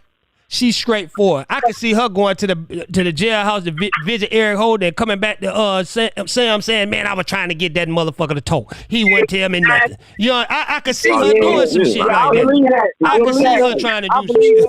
For real, man. I could see her out there trying to do some shit like that. Bitch, y'all, fuck that. I'm going to the jailhouse. I'm going to get to the bottom of this shit. Tanisha look like she's a smooth ass woman, bro. Mm-hmm. Like, she's not like that. Nothing nice. You can see, man. She just over, man. She getting, and that's good. Yeah, that's a real. You know, he had a little cutie pie from the hood off top. She a cutie pie, no doubt about that, my nigga. She cute. And she got a little hood in there. Hey, and a lot of people were saying that shit, y'all. A lot of people were saying that, like, you too pretty to be on drugs like that. A lot of people was concerned about it and didn't want to see her go the wrong way. I think more than attacking her. I think people was more like, come on, man. You can't be on the internet drunk every day talking shit. Come on, man. Just stay off this shit. Just stay off the internet. You know what I'm saying? Like Lee said, Sam know the real her. I don't think Sam take internet shit as serious as, you know, the rest of the people do. I think he look at the shit like, man, that's internet shit. You know what I'm saying? Fuck all the internet shit. Yeah. Just in case y'all was wondering, the marathon site is going to restock the Pumas tomorrow at 9:00. They're gonna do a surprise stop. I was told. I could tell. Come on now. Hey, I with Puma. I just want to say this to y'all. Put some on that motherfucker that say goddamn Nipsey Hussle, goddamn it. Now shit, y'all got the little They can't. Why? They can't. Because Atlantic cannot put, because like that's why you don't see no pictures. Right, they own the Nipsey Hussle name. After the next marathon album, because like the thing is, Nipsey just sold. He didn't fulfill his contract. So that mean Atlantic still own Nipsey Hussle, because if they stopping Puma for putting the name on that motherfucker, that mean they got some copyright rights to that motherfucking name where they ain't letting them do it. Yeah, but let me tell you. Okay, contract wise, okay, Hood. You know, it's whether you sell this many amount of records, or you owe us this many records. So if you come out and you sell 30 million records, like 50 or Nelly on your first 2 records, you're free from your contract. Right. But see, Nipsey then went diamond, bro. I mean, Victory Lap alone then went diamond now. It's so 10 million records with all the singles. What's the name? So, but Atlantic wants to release the last album. I think they're gonna name it Ernie. I I'm not for certain. That'll But be after real. that, That'll be real if they do that, man. That'll be real, bro. As far as why they won't put armors on the shoes? Why they won't put a real name on the damn shoes? They are. I mean, bro. Remember the Jordan hood? Jumpman was the brand. Right. They can't Nike. You get Jordan. Jordan can't even use his own face, bro. They got to separate the Nike to be Jumpman. Right. They can't do that. It's a conflict of interest. They got to get him a white label deal. Puma got to get him a white label deal just like Nike gave Jumpman. They got to separate themselves from the brand altogether. Right. Now after this next album, after this next album, then Sam could do whatever he wants. That's why you don't see no like a T-shirt that got all of Nipsey's album covers or a Nipsey's T-shirt, but that except that one, and the dude on the shirt kind of looks like it, but it's not it. You know what I'm saying? That's what they could say to cover that up. You know what I'm saying? It's two different types of contracts. You got a joint venture agreement where you put your own money into the deal, and then you can dictate the terms and conditions. Or you got an actual artist agreement contract, whereas they put in all the money and you work for them to pay that debt back. Yeah, that first deal we call a Master P deal. Goddamn it! Master P. We call that motherfucker. Ain't too many niggas gonna get that one these days. When you going in as a partner with these motherfuckers. Goddamn it! What do you get? It's open for everybody, but most people want the fame. They want don't the fame, and they take. Listen, you see, if you take a nigga right out the hood that ain't never had no money. Now he could have built his own little rap career and everything. He probably making 30 grand a month. You give him $2 million at one time, that nigga gonna go crazy. Nigga, I was signing over, and that's how they getting caught up in them 360 goddamn deal. They getting him all that money at one time. Nigga, if you would have kept going by yourself, you would have made triple that goddamn money, goddamn it. But them niggas don't listen, and that's what happened. That's how they get them every time with them 360. They just, one thing about us as black people, man, you put that cash in our face at one time, all that money, man, nigga signing. I don't give a fuck. Hey, bro, it's a great example of what you're talking about, Hood, when he took that Nike shoe and put that blood in it and produced it himself and sold out. Come on. Then they had to pay money back. Come on. They were suing his ass. Yeah. That nigga about to be broke. That nigga about to be called little Nas broke nigga. That nigga about to. Hey, Hood, but one other thing, man, because I'm gonna be out there in LA for that court case too. Now, you going too? Man, all y'all gotta call in. We gonna be a goddamn reporting live from that motherfucker. Now, all these donations, because you know me. Right. So I need you to put these donations, man. Please put it in a shoebox for my bail money, man. Please. You ain't going to jail. I still be thinking. You ain't going to jail. You gotta check in with Lee. Check in with Lee. I'm checking with Lee. That's right. Ain't no problem. You gotta check in now. You gotta check in. Don't make Lee check in with you now. Don't make Lee. Big Lee on that big U shit. Goddamn it! Now you got to check in with Lee when you go out that motherfucker now. For real, yo, Hood, man, give Lee my number, bro. Hey, all right, check this out, I got you. It's either gonna be, it's either gonna be goddamn Lee or Big U. Now, who you want to check in with? Goddamn it, you better get your shit together now. I'm gonna check in with Big Cross. That's who I'm checking in with. Oh shit! Well, you gonna have to wait about 15 more years for him to be checking in shit. They said cross checking niggas. Now, hey, but the one person asked we need to get on too, bro, and like a lot, is continuation is the DA, bro, because they are sitting here denying all types of evidence into that courthouse, bro. And then I'm gonna tell you like what? Like what they denied? Come on, let us know what the fuck they done denied. All right, so the witness statements. Okay, you got plenty of people that was around that shop that day. They are denying all of their statements. It's plenty of people that came forward. Look, this is what we saw them do. You know what I'm saying? This is what we saw them do. You know what I'm saying? So they're not accepting that. And then they also, I'm not quite sure how it works, but pretty much the two main witnesses that that they want us to believe is the witnesses Cowboy and what's that boy name? What's that nigga name? The Grandpa. Nah, yeah, well, yeah. No, the other dude, man. Kid Kerry. Flashy? Oh, Kerry? Oh. No, Kerry, right? They made them, guess what? They're incredible witnesses. They can't even hit the witness stand. But I told you they were going to do that. I told you they were going to do that shit. I told you all them conflicted ass stories.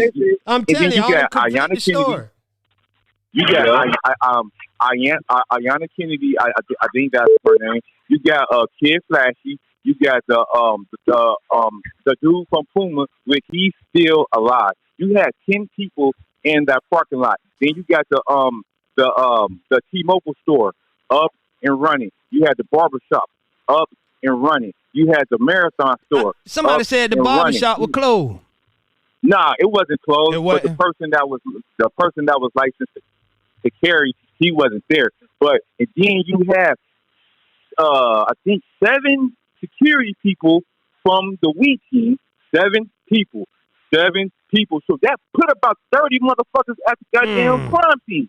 You know, nobody had no strap. Ain't nobody had nobody. And bro, that's why Black Sam said it, bro. If y'all listen to what Black Sam told us, anytime that Nip pull up within 15 minutes, it's 100 niggas outside. Yeah, he with said. 100 I think he was trying to say something when he said that shit. God damn it! I think he was trying to tell us right then and there. Yes, and then it's on the MTV. What's your name? Right? Hey, I got it. MTV. Go ahead. Afghanistan. If they know one thing, they know for sure. If they'd have put the rest of them footage out here, we would have been solved that case. That case would have been goddamn solved. God damn it. So what the fuck they holding on to the shit for? Because they know we would have been solved. The case would have been solved. We wouldn't have waited on no jury. We wouldn't have waited on none of that shit. We would have brought that shit to the internet just like we did with that blurry ass shit they gave us, and we would have solved this fucking case. Brother Lee, I want to ask Brother Lee a question. Brother Lee, hell yeah, you know they do. Hey, let me ask you this. Because Lee knows better than anybody. On Crenshaw Slauson, right? Crenshaw Slauson. Is it not a task force assigned to that area to watch over that area? Oh, yeah, you're talking about the show now. You talking about police, right? Yeah. Allegedly. Yeah. Police. All right, undercover, right? You got the undercover. You got detectives. And you got the regular 9 to 5 paperwork cops, as we call them. All right, so they are there, over 100 cops, right? How is it possible now that you got drive-bys on Crenshaw Slauson? Nobody's seen it. NIPSEY stuff is getting vandalized. The store got vandalized. Nobody's seen it. Cowboy on every goddamn corner on the vandalism, nigga. We don't want to see you cleaning up the goddamn spray paint, nigga. And then this is where I question Cowboy now, bro. Now this is where, bro, you're out there 24/7 selling that fake ass NIPSEY HUSSLE gear, man. You know what I'm saying? Selling that fake ass shit, right? Why ain't you see nothing, man? Now when it was a young boy out there, you wanted to put that shit all on live and all that shit when somebody else do it, oh, you ain't seen shit. Now you want to go on that nigga went. That nigga went from a coward to a superhero. Go ahead. Let me say something. What's the brother name who just said that about Cowboy? What's his name? Is that Lee? Afghanistan. This is real shit right here, and I no disrespect to you or anybody else. Oh no, bro, I stand to be corrected if I'm wrong, bro. Hold on, let me say this. What that shit the Cowboy selling? That's the real shit, bro. Because that's how him and NIPSEY started out. The shit that Puma selling, that's the fake shit. Okay, I get what he's saying. I get what he's saying. That's the real shit right there. Because somebody you got to understand those Crenshaw. There were Crenshaw T-shirts that you could buy from the spot me while NIPSEY was alive. Yeah. While NIPSEY was alive. Crenshaw, you could buy it now. The Crenshaw by nature, them motherfucking shirts are selling out like a motherfucker out here on the street. Right. On the street, you know what I mean? Now, hey, listen, Lee, I don't fault him for none of the Crenshaw shit, because that's his hood. That's what he represent. You know what I fault him for? Is that shit what he got with Nipsey face on it. I had a goddamn subscriber write me and say, nigga, I was so hard broke until y'all start. He say, I was hard broke after y'all started talking about it. He say, nigga, I bought a jacket from this nigga out there with Nipsey face on it, and I thought it was real until I heard on y'all's show that that's the bullshit. You know what I'm saying? I'm like, man, you're like, man, I ain't even gonna wear this motherfucker. Hey, what's the brother name? Who just said that? Go ahead. What you say? What's the brother? What's the brother? This the King family from Chirac. This the King family from Chirac. That's right. Hey man, I'm from the West Side, man. 34th in Monroe, bro. But check this out, bro. You know, do you remember the hustle in the house video? No, I ain't been keeping up with that stuff, man. Life's too real right now. Check this out. When the original Crenshaw shirt came out, that was somebody from Big U, and that shirt is now the same company who made those shirts owns the Crenshaw by nature. They saying that's Big U brand, Crenshaw by nature. Yeah. Big U created that the original Crenshaw shirt, and he put it on Nipsey, because Nipsey back in those days was repping Slauson Boys. They wasn't really with the Crenshaw shit, right? Right. Then I guess Black Cam seen it as a business venture. So he went changed the R. Changed the N into like the R. Just look at the shirt, got it copyrighted, and then they started selling them, right, making shitloads of money. And then surely after that, that's the real reason behind that scuffle in that parking lot, because the Big U went up there like, hey, bro, like I need my best. Yo, you pretty much copying me now. You ain't got to give me copy, but can you break me off something? And that's when that whole scuffle came out. That was I'm quite sure that was the straw that broke the camel's back. I'm quite sure that it was a lot of shit that was leading up to that. But that's the original reason why Big U confronted Nipsey. So it ain't had nothing to do with Tanisha. That's crazy. It ain't had nothing to do with Tanisha. Absolutely not. Okay. And you gotta understand too, Big U, man, I ain't gonna front. He got a lot of different T-shirts that's kind of dope, man, because that represents the nation. And you know what? Like when Nipsey, I can't wear none of that either. But at the same time, that T-shirt that Nipsey had on, a couple of times we saw him once in the video. That shit to say 6 with the big 6 and the 0, and then at the bottom it say 0, like 6-0. That's Big U shit. That's Big U shit. Them other T-shirts they got to say neighbors that look like Dodgers writing, that look like the Los Angeles Dodgers writing. That's Big U shit. Yeah. You know what I mean? That's big. So Lee, let me ask you something. So all this T-shirt business shit was going on before Nipsey died with Big U and Cowboy. Yeah. Crenshaw. But the one thing about it is Nipsey himself supported the Crenshaw by nature. Like his pictures with him on, because like that ain't too far fetched. I think because before he died, he thought all them niggas was with him. You know what I'm saying? I don't think he thought. Yeah, you know what I'm saying? Hey, you remember in Boys in the Hood, Trey had on the Crenshaw T-shirt in the movie. Boys in the Hood. It's been T-shirts around here for years. Shit, Boys in the Hood. Boys in the Hood came out like 1990, shit like that. About 89, 90. 89, 90, some shit like that. Yeah. What you seen it in the movie? We getting old. Yeah. They been had Crenshaw T-shirts for years, my yeah. For years. Yeah, and that Hey, shit. so when they supposed to go to trial? When they supposed to start the trial? I think Denise said the 26th is the next court date. So we'll see. You know what I'm saying? It seems like they say that shit was 91. Lorenzo say 91. Goddamn, 31 years ago. Goddamn it. Don't for real. That's a lie, bro. Damn. That's a lie. They had to, and I'm only saying that's a lie because that no, he talking about the movie Boys in the Hood. Nah, Hood. Listen, I'm only saying that's a lie because that means I'm getting older than the Oh shit, nigga, hell no, nigga. That nigga, that nigga old, y'all. He was 30 when that shit came out. God damn it. So imagine how old he is now. That nigga was 30 when he came out. Try to hide his age. Yeah, I was.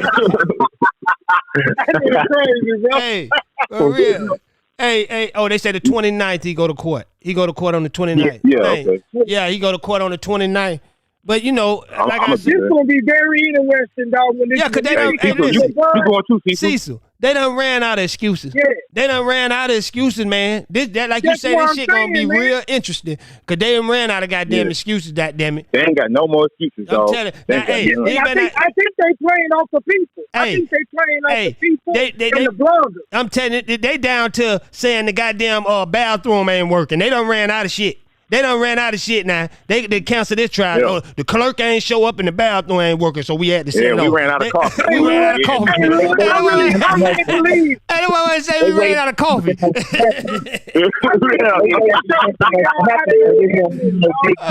I'm telling you, man. Hey. Happen. So this won't be no big deal. Our attention to be on something else. That's what they waiting for. Yep. They did. I was talking to Lee in Afghanistan, and now I'm in this my Lissy had that Malcolm X train, and it's crazy because when I watched Malcolm X movie again, they took him out the same fucking way. They used one of us. But that's how they've been doing it from the beginning of goddamn time. You know what I'm saying? They use us. So they in the same place. They were in the same place. But you know, listen. You know, it only happened when we got a new leader. When we got a new person that's looking like a leader, that's all. Them the only people that happened to, man. People that stepping up, putting their life on the line, said, "Look, we won't change." They hate that shit. And every so often, I have a question. Go ahead. I have a question, bro. So with everything going on here, man, if we could get justice, man, I just want to ask every brother on this phone: will any of y'all put y'all life on the line for this? I would. Hell yeah. Because see, it came. Listen, it came That's to the a point. hard one. That's a hard one, bro. You say what you saying? In what way though? In what way you talking? In what way you talking? Okay. So I believe I'm not gonna say that this is like 100% fact, but one of the main reasons why because we ain't break Afghanistan for you say that we not breaking in the jail killing Eric Holder now. We ain't gonna do none of that shit there now. That's putting your life on the line. But go ahead. Break it down. What you mean by that? Okay, so if we gotta come to blows, if we using your freedom of speech, hood, you on these platforms, and you know, are you willing to put your life on the line in any aspect? You know what I'm saying? Well, shit. If you saying like what we talk about on this platform, like Malcolm X, right? Like, well, shit. It's already on the goddamn line. Shit, it's already on the line with shit. When I started, it was on the line. But you know how many death threats a nigga got? You know how many death threats a nigga ain't got? Nigga, stay out of this business. Stay out of that, man. Come on, man. So a nigga life already on the line. Huh? What'd you say? The 60s should be handling this. Right. Not no regular shit. But see, listen. You know what I'm saying? Listen. Why the 60s ain't getting no shit off? Yeah. You know why? They wouldn't do that though, bro. They would. That's like anybody. Look at King Von. King Von people sit on. Yeah, but that's a different. Yeah, but that's to do a show. But that's a different situation, my nigga. That's a different forever. That ain't gonna stop. That ain't gonna stop. That's gonna be forever. That's for any of them little niggas. Yeah, we got Chicago on the phone too, so you know best. You know best when it comes to King Von situation. Man, listen, don't worry about that. Them get back game boys. And it's two different situations, like Lee said. Don't worry about that. Everybody politics are different. LA is different from Chicago. The way they handle things is different from the way Chicago handle things. And I think, you know what I'm saying? It seems like it's the same, but just a little bit. Just a little bit different. Because really? Yeah. Ain't no Hollywood in what's going on in Chicago. It's all press. Come on now. Yeah, ain't no Hollywood in this. Ain't no Hollywood in there. I got a question for you, bro. So you back in the shot, right? So I have a question. Do you find it suspect, man, that FBG got shot? I'm in Hesperia. I ain't in Cali. I ain't in the shot right now. I'm in Hesperia. But you know about about some coast, right? Yeah, I know about all that. Yeah. Okay. So you know that the average black man do not shop there, right? And you know how many cops and stuff just like that they keep over there and how they racially you talking about Duck? profile people. You talking about Duck? Yeah, Duck, right? Yeah. Yeah. Do you find it? You talking about the Gold Coast area? Yeah. Okay, that's what they call it now. Yeah. The Magma. Right. Yeah. So you know that the average person cannot shop there, right? Well, they can, but they ain't. But you know, all right. So, do you find it suspect that these people, as much traffic and stuff like that, is on the street? Don't cats rolled up, killed that man, and rolled off, and ain't nobody see nothing. Times change, brother.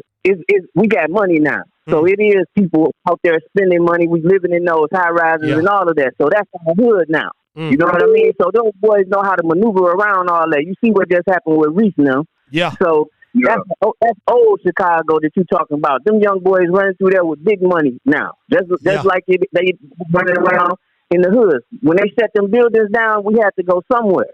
So everybody is everywhere now, brother. That's the old Chicago you talking about. Where niggas just stay in the neighborhood. I ain't been there. I ain't been there, man. I ain't been there since like 09, bro. Like I'm staying my ass away from there. And I don't think you're safe nowhere in this world, period, no more. If a nigga want you, he gonna get you these days. You ain't safe nowhere. Motherfucker, you could, hey, back in the day, you used to run to the church and ain't nobody gonna kill you there. Shit, nigga come up in the church and kill your ass now. Nigga do not care. Nigga don't care about cameras. You gotta think about it. They don't care about cameras now. Cameras are everywhere, and these niggas are more crazy than they was back in the goddamn days when it wasn't no cameras. Cameras everywhere. These niggas. Come on. What they care about the team camera for? That shit don't mean nothing to the young boy. Bruh, hey, I think it's that dope they on. You see what I'm saying? Them niggas be goddamn out they mind, man. They be out they fucking mind. Come on now. Let me tell you what it is, man. Speak on. It's desperation. They don't got no support system or family. So going to prison is better than being out there on that front line like that. That's why them young boys don't care because they don't get no family. But listen, what is they doing about Chicago? Like they don't give a fuck. They just letting these niggas just run like really. that, man. It's hood that it's all part of the plan that they started in 09. You know how much money Chicago worth out? I mean, it's been going on for I'm talking about brother. I'm talking about the I mean, Chicago's been bad. When a nigga told me you an OG if you make it to 25 in Chicago, I say that's bad. Yeah. I say that's bad. Yeah. Bro. That's fucked up. That's fucked up. Think about it, bro. It's all gentrification for all that property, bro. I just told you, bro. They got if you watch the Shy season 2, right? When you had Duda knocking off people for property, Lena Waithe was pretty much sending subliminals about what's really going on out there, and then they lock up the big homies like Larry. They say Hoover the mayor Lightfoot is a witch. I believe it. See, fucking shit. Then you hear him both sides. Representative of modern day politics. The LGBT community has taken over Chicago. They running everything. Damn. That's that's hard for me to take that in by Chicago. The LGBT. I know y'all ain't like Atlanta. They taking over Austin. Shit. Yeah, hey, it's worse than I think it's something they putting in the goddamn food. Cause everybody gay now. Come on, man. Come on, man. Yeah, all y'all Black Lives Matter money. All y'all Black Lives Matter money. Guess what? That's going. It's always been lesbians and gay men out here in the world, my nigga. It's just more prevalent now. Right. There you go. It's more out there. But see, the thing about it, y'all, right? Once anything get out in the open, it turn into a trend, and that's what happened. Nigga, you can walk through any store now and see men walking holding hand now. You see what I'm saying? So the young men looking at that shit like, this is what we supposed to be, or it's cool to be this now. You see what I'm saying? That's the fucked up part about it. And I ain't got nothing against gay people. Hold up, but you see it in commercials too. You see they have black men on there kissing each other. They throw it on the commercials. If you all them commercials is subliminal. If you see two white men sitting on the couch or two black men sitting on the couch, they got popcorn and shit on the table and they looking at a game and shit. Now clearly, Now clearly it could be like me and my homie getting over here to watch a motherfucking football game and shit. We doing our thing, but at the same time, my nigga, you see them motherfucking commercials. Right. It be them niggas sitting close together. They sharing popcorn and shit. They laughing. Next thing you know, by the end of the commercial, they done hugged up or they done took a little quick peck on the lips or something. Right. And especially with the black men, man, it's like ridiculous. Listen, but like hey Lee, and I ain't got nothing against gay people, but I think if your sex life should be in private, goddammit. It should be private. You shouldn't be walking with if you with this dude, you shouldn't be walking holding hands because you confusing everybody. Let the motherfucker grow up and be what they want to be, goddammit, not thinking. Because I'm going to tell y'all something. Todd Bridges said this shit. He said, nigga, when he was working on Different Strokes, he was getting molested by his stylist. But he said nobody ever taught him the difference. He thought that shit was normal, like men mess with men and shit. So imagine what these goddamn little kids out here goddamn feeling. You see what I'm saying? Like this shit normal. If you a little kid and you coming out the door and you see two men walking holding hands, you gonna feel like shit. Okay, it's cool to to like a man. You know what I'm saying? That's what the world is so fucked up with that. Hip hop community. Come on now. For real. That's why they use the hip hop community to push that shit on our kids. Come on. They pushing it on and they using it. Well, listen, let me tell y'all something. Lil Nas, I don't be surprised about Lil Nas X. He was gay when he came into the industry. But like I tell y'all all the time, they gotta use certain measures. They gotta take certain measures to make us feel like, okay, this motherfucker cool. And once they get in, you got them now. They like him already. You know what I'm saying? Because I seen comments saying, man, I ain't finna look at him no other way. He's still my favorite rapper. You know what I'm saying? Because they already in. They in now. Once you a fan, goddammit, these kids, once they're a fan, that's it. They don't give a fuck what that nigga do. They gonna follow everything he do. Lil Wayne proved that shit. He started that shit. Lil Wayne proved it. Ain't nowhere in hell you thought you would see niggas with the shit that they had on and the shit they were wearing, kissing men, all that shit. Ain't nowhere in hell you thought you would have seen that shit on this goddamn earth by niggas that claiming to be real niggas. You know what I'm saying? Like this shit is all That's how saying the hip hop. When Tyler Perry put that dress on, I say counsel. When Tyler Perry put that dress on, it was over. Hey, it was over. Come on now. When he put that dress on, come on. Listen. We need to put hip hop on the goddamn break until they get it together, man. We need to put that shit on the break. Nobody should support that shit until they get it the goddamn together, because that shit is representing not us no more. That shit don't represent us no more, man. Listen, let me tell y'all.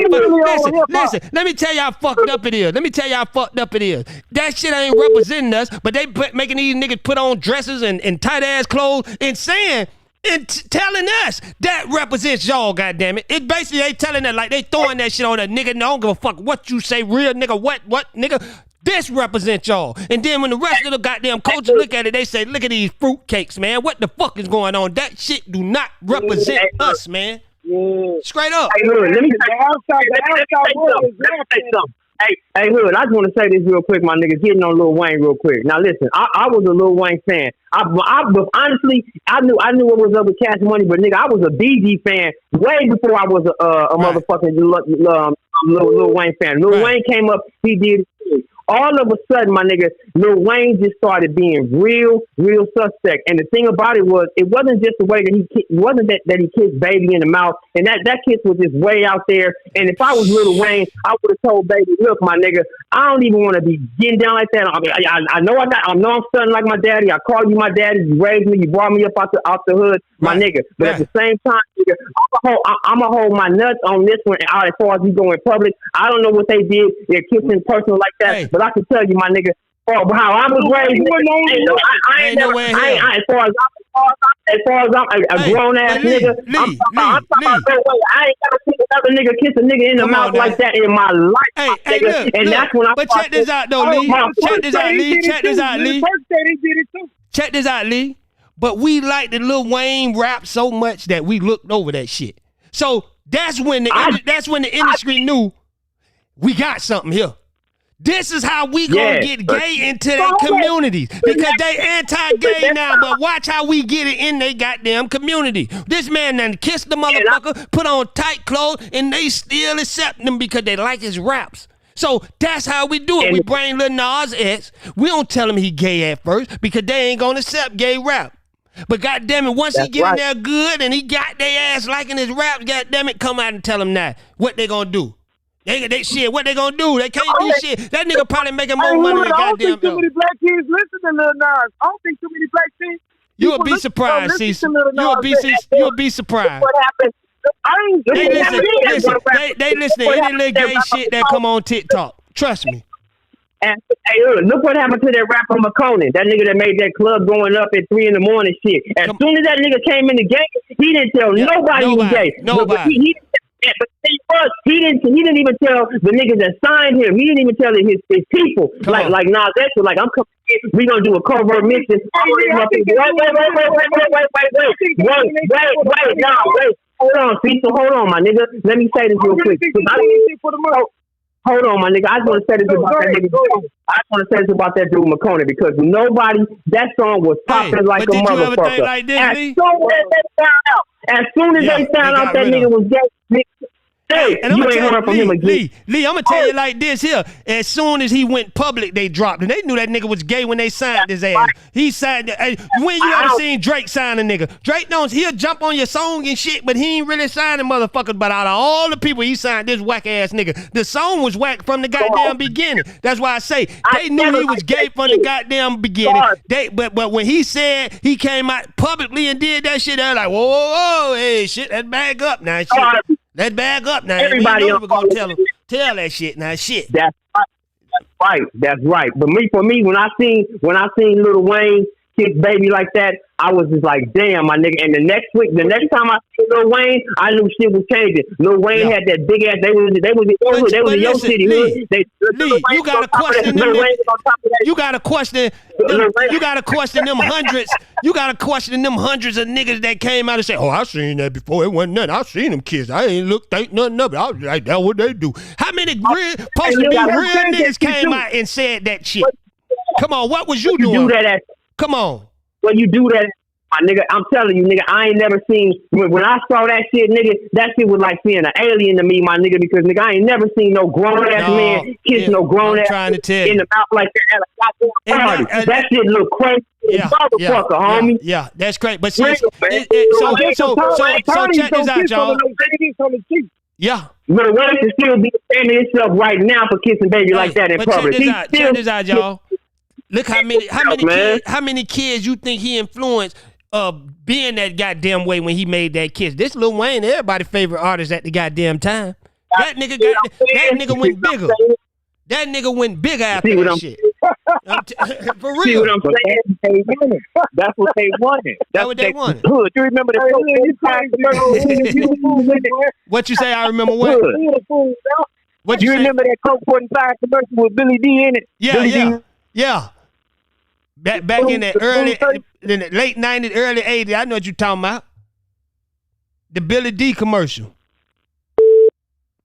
You still there? I think he's dropped out. I think his phone. Oh, there you go. No, that was Cecil. There you go. Hold on. Okay. No, that was me. Oh, okay. What you were saying now? I thought he came back in. Oh, nah, he ain't come back in. Let me see. Can I is this him? I think he dropped out. Yo. No, that was the point. I was saying, you remember that Coke 45 commercial with Billy D. Williams back in the day? Yeah, we remember that. That nigga. Those are the images to promote for some black men to be empowered. Now they got commercials with men kissing and holding hands and all of that stuff now. So you have to pay attention to the game, and that's why you got to control your own media. Right. Hey, listen, y'all. I think. You remember Tupac said that, and you know this. Niggas didn't really want to feed into this, but years ago, niggas are like, damn, Tupac put it out there. You remember, it's a interview where Tupac talks about it's off the record though, but it's like vocals of Tupac talking about how motherfucking Quincy Jones tried to press him, and Tupac let him know like I don't want to disrespect Quincy Jones in no way because he a musical genius, but Tupac let it be known, nigga, Quincy Jones tried to press me, my nigga, on some real shit. TD, that's Look a at fact. Tevin Campbell, That's shit. Look at Tevin Campbell, shit. There it was right there. There it was right there. Tupac, nigga, I ain't with none of that Illuminati, none of that. I gotta do this to get up in this motherfucker. I'm already in this shit, nigga. But a lot of them niggas, they fold when it comes to record labels. Like, man, fuck it, these niggas ain't gonna know I might have swept this nigga dick or whatever. I'm about to blow up. Sell your soul to the devil, nigga. Yeah. Sell your soul to the devil. But listen, Lee. These days, it ain't about that no more because these niggas ain't got no more. They'll sell their soul like a motherfucker. You tell nigga coming in the door, look, nigga, you gonna have to do some gay acts, nigga, but you gonna make money. Oh shit, come on, let's do it. Them niggas with that shit. You know, they'll raise different from us, dog. You see how they try to put them niggas in dresses? Eddie Griffin shut that shit down. Yeah. Eddie Griffin in the dress. They tried to put David Chappelle. David Chappelle, the realest one, because he turned down by 30 million, goddammit. Shit, getting in the dress. Hey, I ain't gonna lie, y'all. It would have been at least a thought in my head, like, shit, they put on the dress for 30 million? Shit. Hey, I ain't gonna say I did it. Hey, listen, I ain't gonna say I would have did it, but 30 million, about 30 million, y'all know what we can do with that? Y'all know what we can do with that shit, yeah. Shit. Yeah.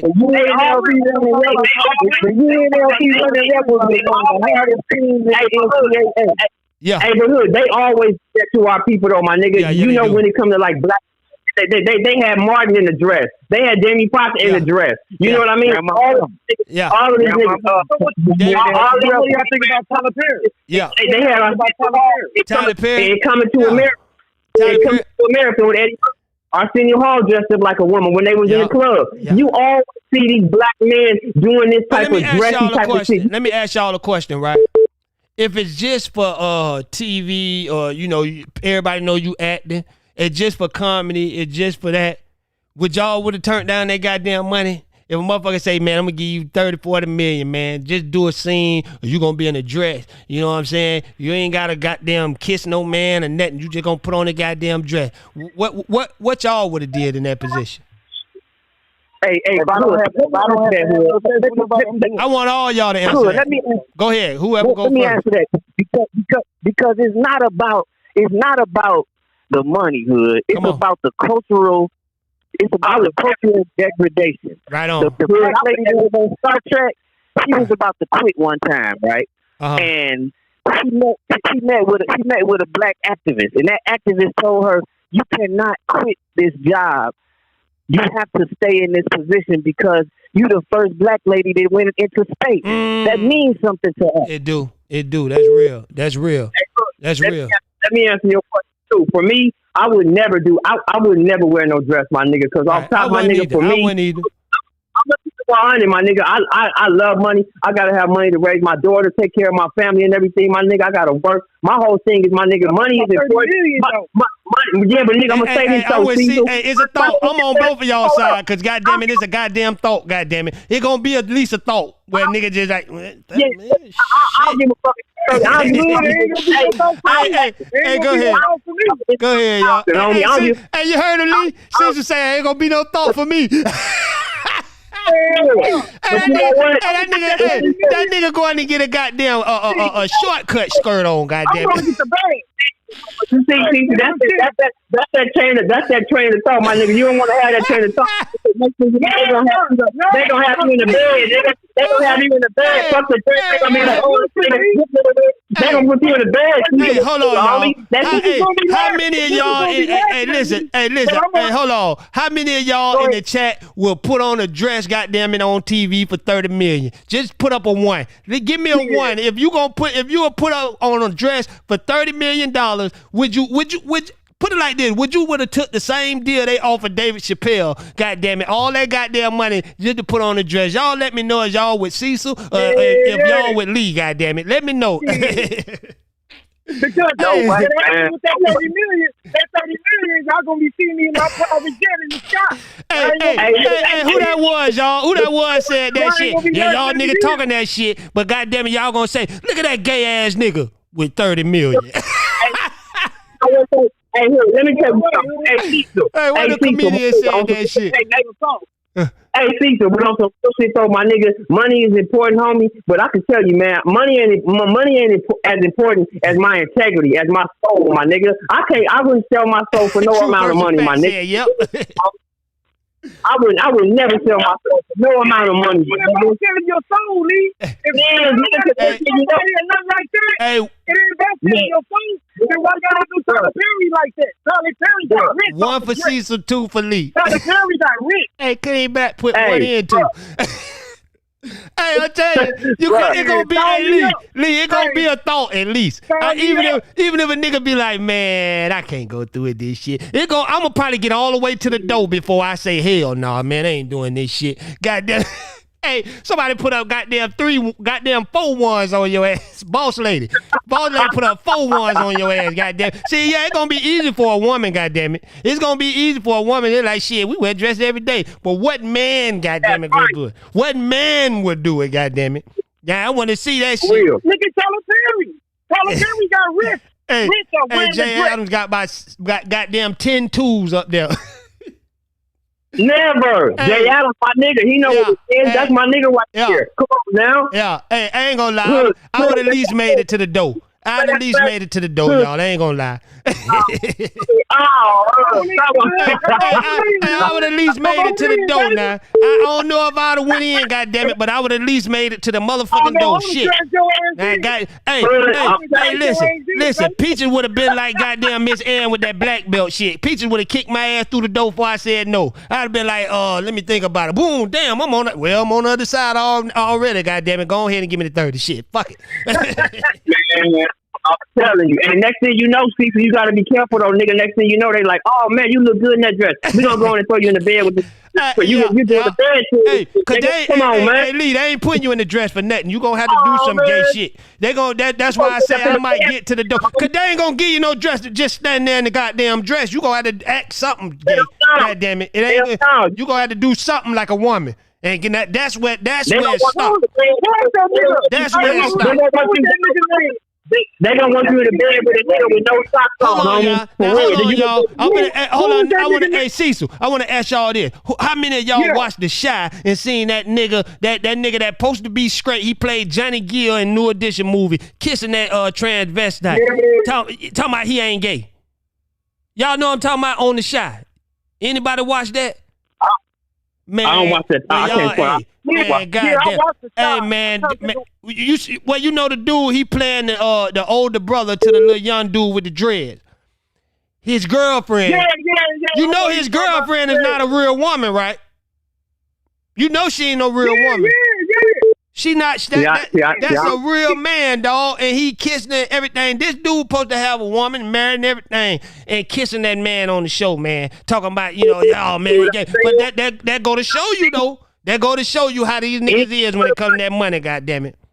I ain't finna. Now that's one thing. I can't do that. Hell no. Now that's Lee. That's a whole nother level. This nigga R&B singer, and he, you know what I'm saying, and he got heard he married. Come on now. You got boost me up there. I ain't nowhere in the world I'm going home. I'm selling my soul. Kissed the motherfucker in the beginning of his career. He played a game role. Did. Yep, he did. He was in the band. He was in the band with the dude too. You got me fucked up. You got me fucked all the way up now. Now that dress shit, I think, goddamn it, that. But talking about, you got to think about it. Like I was just saying to Lee, goddamn it, when you walk through that door with that goddamn dress on, you gotta wonder what the fuck they gonna make you do with that goddamn dress on now. It ain't just putting you in no damn dress. Gonna be in the bed with a man with no socks on. Huh? It's gonna get ugly. What you say, Cecil? What was that dude named that played it? What was that dude that played in Baby Boy? The big dude. Melvin. You talking about Melvin? Big Melvin. That's Guns and Butter. He played the role. He played the role with a dress on. He played the old lady. I remember that. I remember that shit. But listen, they ain't had him doing no gay shit. I don't know if he ain't kissed no man in that movie. I know you talking about, damn, what's the name of that movie, man? Hollywood or some shit like that, man. Holiday or some shit like that. I know what you talking about. He played an old woman. He was. Wesley Snipes. I think that nigga's still a solid nigga.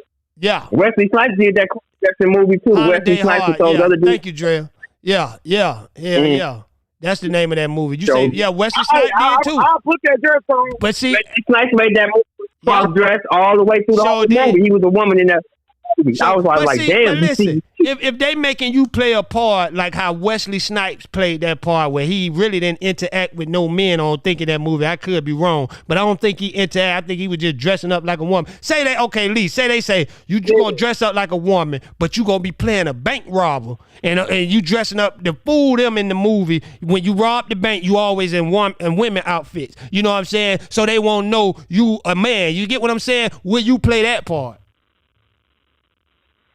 It depends. It depends on if they gonna let me wear a pair of Dickies underneath that dress, something like that, nigga.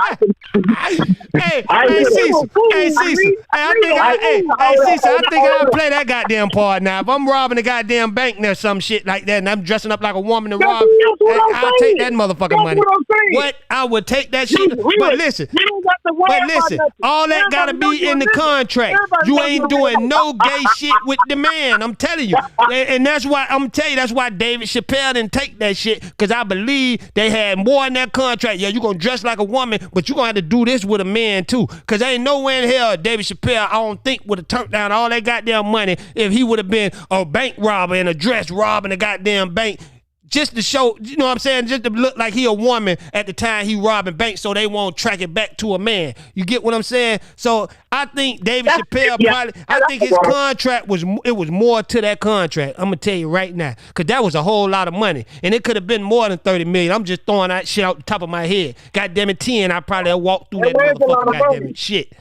For real, that's a lot of money. Yeah, you probably right on that. That's why he probably get the. It had to be. To that contract. You probably right. It was more you to that shit, right. man. Nigga ain't walking away from that type of money just by the dress now.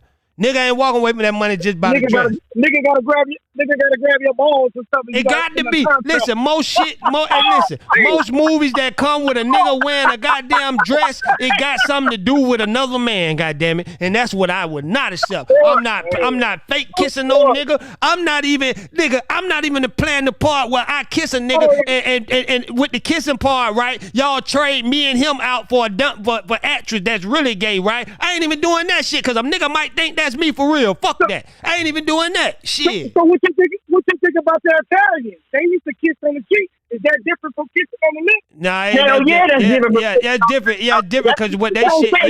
Yeah, what they shit meant. Hey, you gotta also understand. Hey, you gotta also understand, when the Italians kiss a motherfucker, that means your ass might be dead tonight. Good luck. Yep. Kiss of death. The kiss of death, goddamn. For real. Your ass. Yeah.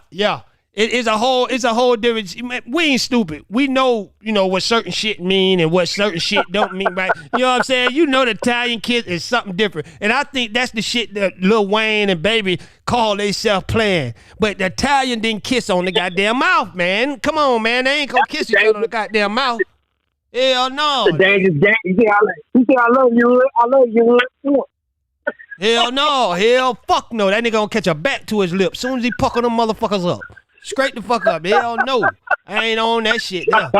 Hell no. I'm telling you, I would never play no part with leading up. That's the only thing. Any part, dude, that'll be the main thing that me turn away from goddamn taking all that money. Me fucked me up, man. I can what he said, I gotta wear some Dickies.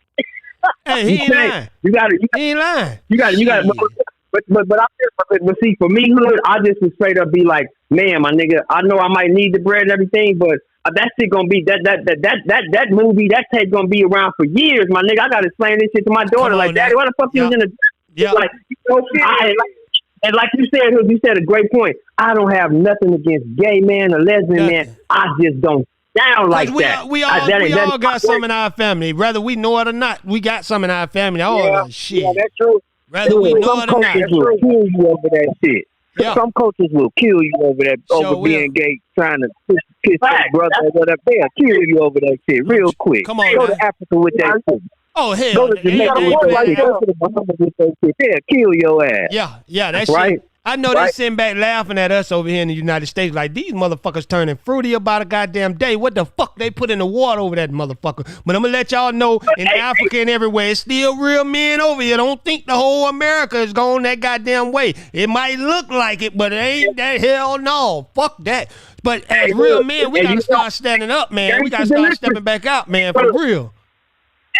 Hood, and you already know we always talk about the bomb ass music, the oldie music, the shit that got us through. You already know. Everybody who know what's up with the OJs and shit. You know that song For the Love of Money said it all. For the love of money, nigga will kill a brother. Come on, so come you on. are for the love of money, nigga will kill their own brother. Come so on you now. know a nigga gonna put on I'm a trying bed with a man and kill. Yeah. I'm telling you, my nigga, the OJ said it no better, huh? For the love of money. Yeah. For the love of money, For my the nigga. love of money. That's that God, about boy. this. What you say, Cecil? For real, since y'all talking about this, do y'all think it was I know gay people around for a long time, but you think it was amped up in the prison?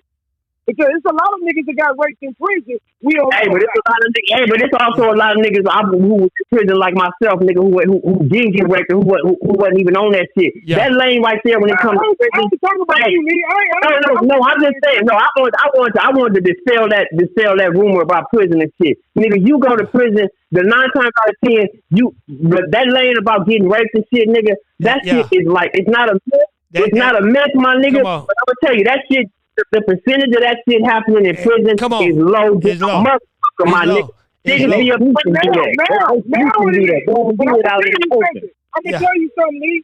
In Texas, they changed that law because a lot of sons, a lot of mothers was complaining they sons was coming home gay. But listen, let me tell you something, Lee. Let me tell you something, Cecil. Let me tell you something, Cecil. Them niggas was gay going in there. Them niggas was gay going in there. Them niggas was gay going in there. Trust me. Hey, Hood, let me say something. Go ahead, bro.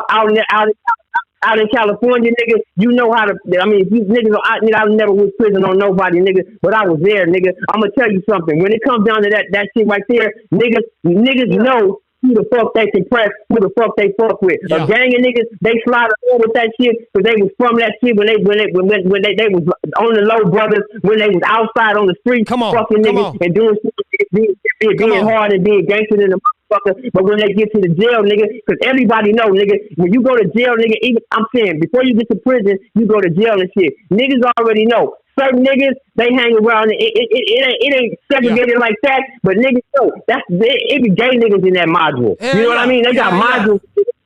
The toughest that's a gay too. nigga module. Right in the that's streets, a he was module tough, right locked there. up. He was sweet stuff. Hey, Hood, let me say this. Go ahead. Hey, hold on. See, let him say it. What'd you say? What'd you say, bro? Go ahead. Check this out. They got a certain thing in the gang culture called jailing, right? That means you got a partner. You understand what I'm saying? And you and that partner take care of each other's needs. Whether that's sexual, food, toiletries, whatever. You feel? I will not do my time. Right. I feel that's a part of jail, brother. That's a part of jail. When you got life and shit like that. Hey, do you feel? Hold on. Do you feel though? Them guys make their own choices though. It ain't nothing forcibly. Absolutely. It's an agreement. You know what I'm saying? Right. It's an agreement. Right. I'm gonna tell you when you in there, my nigga, like me and my celly, we held it down, my nigga. First of all, the nigga was a crip. First of all, we held it down. We knew what it was. We knew how both of us got down, nigga. It wasn't never no situation like that. But I ain't gonna front. There were niggas who had cellies where they were like my man. Like my man just said, taking care of each other's needs and shit. But if you a hard-nosed nigga, and if you going up in there, if you got a wife and kids on the outside, you knocking niggas' heads off on the yard at the lunch table. You ain't really playing that. And off top, niggas gonna know. Niggas gonna know. Oh, who to fuck with and who to test with that shit. But a real nigga, if you a real nigga going in, and other niggas in that yard and on that tier, they know that you ain't that type of nigga. Then you ain't even gotta worry about no shit like that, nigga. Most times you gonna worry about taking things with niggas. You ain't gonna like I say, most of the time, them niggas come in that motherfucker gay. Cause you get niggas in the county jail sleeping with them motherfuckers in the county jail. So you know them niggas come in gay. By the time they get to prison, they really gay. God damn it. Them niggas just like that. On the outside, they going both ways, Hood. Yeah. They going both ways. And when they get in prison, they can really beat themselves because there ain't nothing but men in there. You know what I'm saying? When on the outside, you right. Yeah. You can front on the outside. I listen to some of these. I listen to some of these gangster stories, and I hear niggas. And I don't know how true it is, but I hear them call out niggas like Wayne Perry from DC. Like all these niggas was sleeping with men and shit. Like on the streets, nigga. Like hardcore gangster niggas, dog. Come on, man.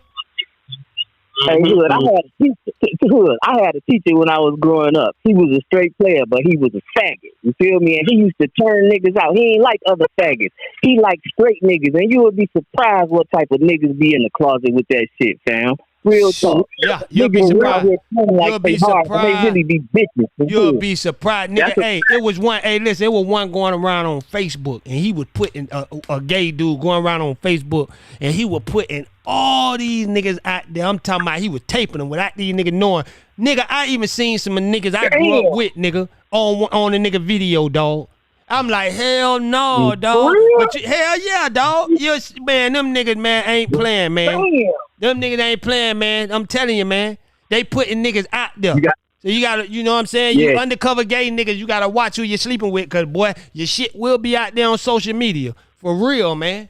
That's right. That's right. Niggas I thought was real, the real deal Holyfield, nigga. I'm seeing them on the tape with a gay dude having sex. I'm like, God damn it. God damn, boy. It's a whole bunch of gangster delicious ass niggas out here. Hell yeah. Yeah, that's true. It is. It That's is. true.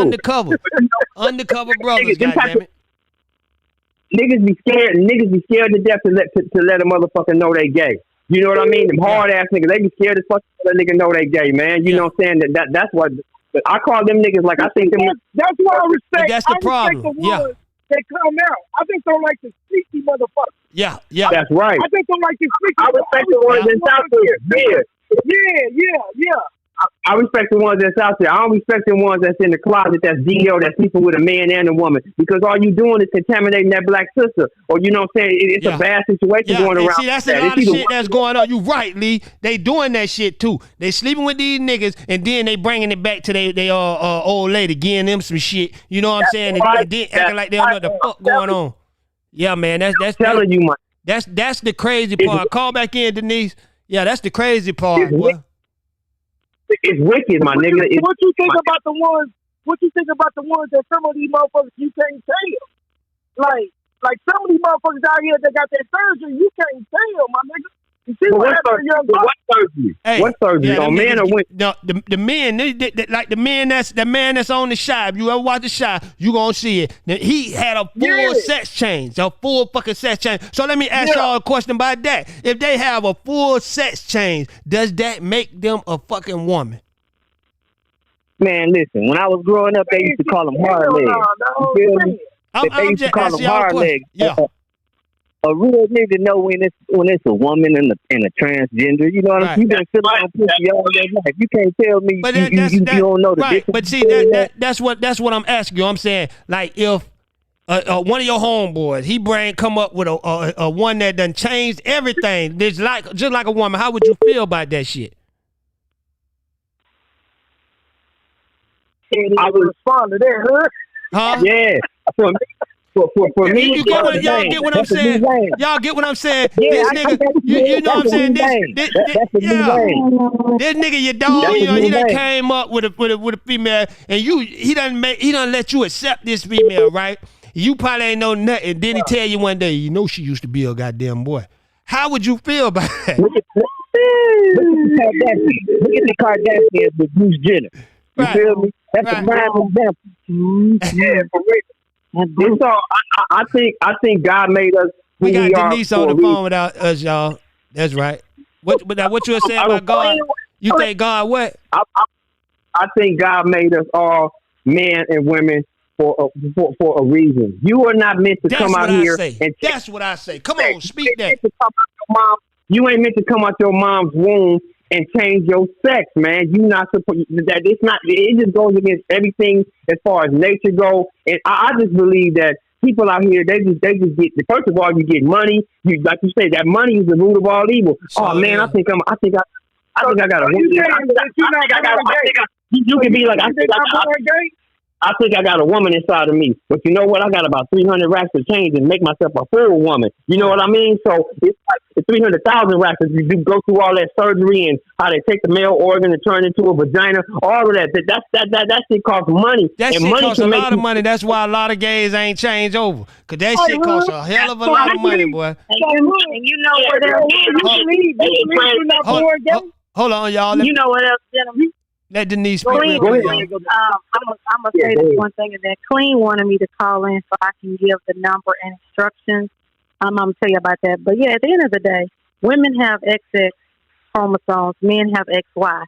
So if you do your transgender, whatever you do, male to female, female to male, you're still that chromosome never changes. And then when you think of, and then men have prostates. So even though these men go over to a woman, they may cut your penis off, but you still got to go get that prostate checked. Okay, so when you get 40 and over, that doesn't change. And even for the female, she still got them ovaries, the fallopian tubes, the cervix, and she can get a complete hysterectomy.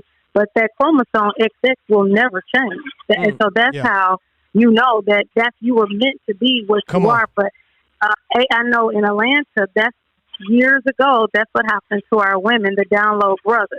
Yeah. And the Down Low brothers was passing that crap to the women. That's why they had the highest AIDS infection. And then DL brothers, because I'm not going to lie, I was back when I first got saved, probably about 18, I was in love with this guy. Like, and everybody's like, how you didn't see he was gay? I didn't see it, okay? I didn't know, but he was. But what I will say is he was so mean to women.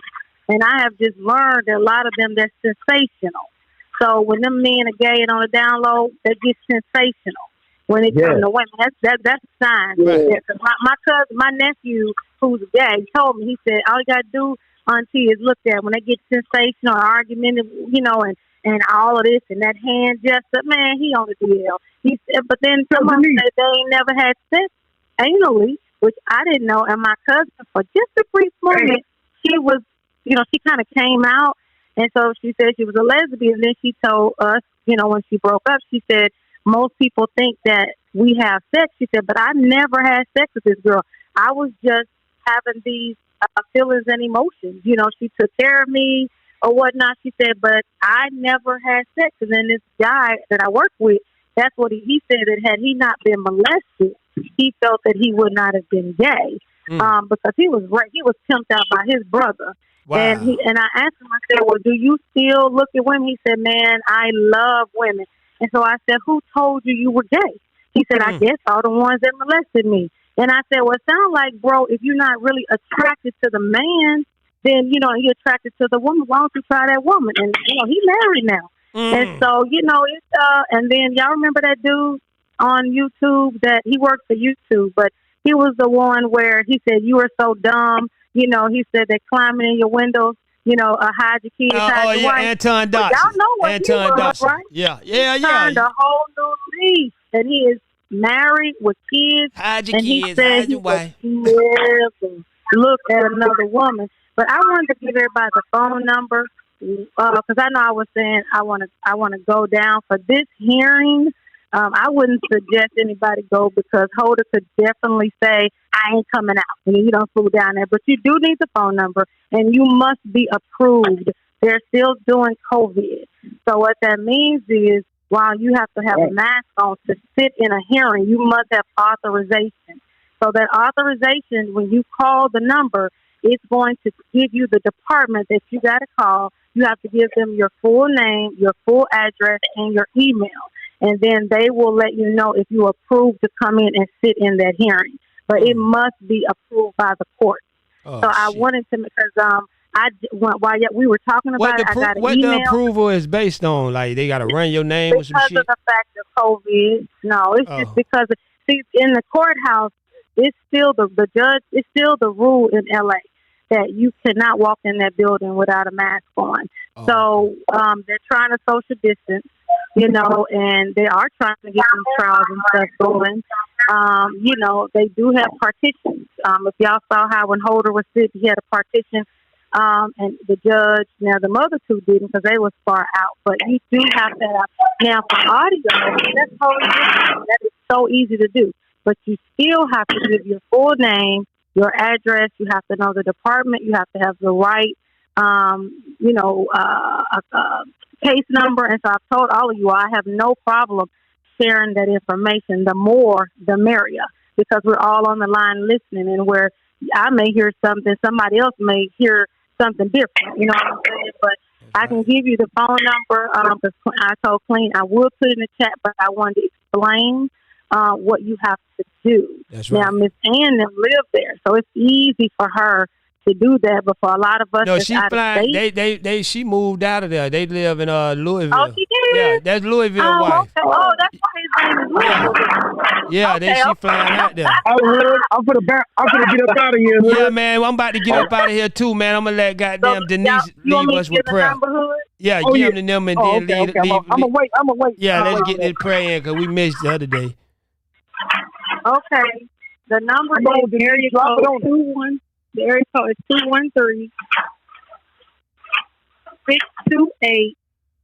213-628-7700.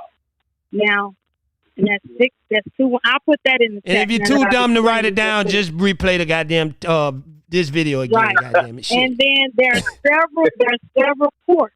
So you must say Claire, short. They'll say CSCJ, but it's Claire and it's Shortridge. Quote, Criminal Justice Center. That's the port that Holder is. That's where they transport him to. The department number is 104. So you have to have those things in order to listen. And if you want to go in person, you must call that number. And you call when we get off this show. They will tell you must be approved to actually go in and sit down and listen to that hearing. But other than that, that's what I wanted to give that information to everybody. That's right. Good looking. That's right. Now you can lead us out with this prayer, Denise. We need it. Because all of us have been sinning. So we got to get this prayer. My Lord. We ain't perfect to it, right? We ain't perfect. Hey, is somebody in the chat right now driving to the weed, man? Damn, she want to start this God stuff now. God damn. I'm trying to get to the weed, man, and she went, man, let me just take this prayer. Go ahead, Denise. I told y'all don't make me laugh before we trying to do a prayer. All of y'all people crazy too. All y'all crazy. But, you multitask, Denise, because you in the chat in on the phone, goddammit. I got to learn that one day. Shit. People be too. Because people like more people be typing fast and be talking. You know what I mean? I suck at Tyson. I typing. I suck at typing. Goddamn it! I'm like the goddamn retarded kid. I'm typing letter by letter. I see some of y'all. I be jealous of some of y'all because I see y'all just going typing like a motherfucker. Shit, my nails and everything.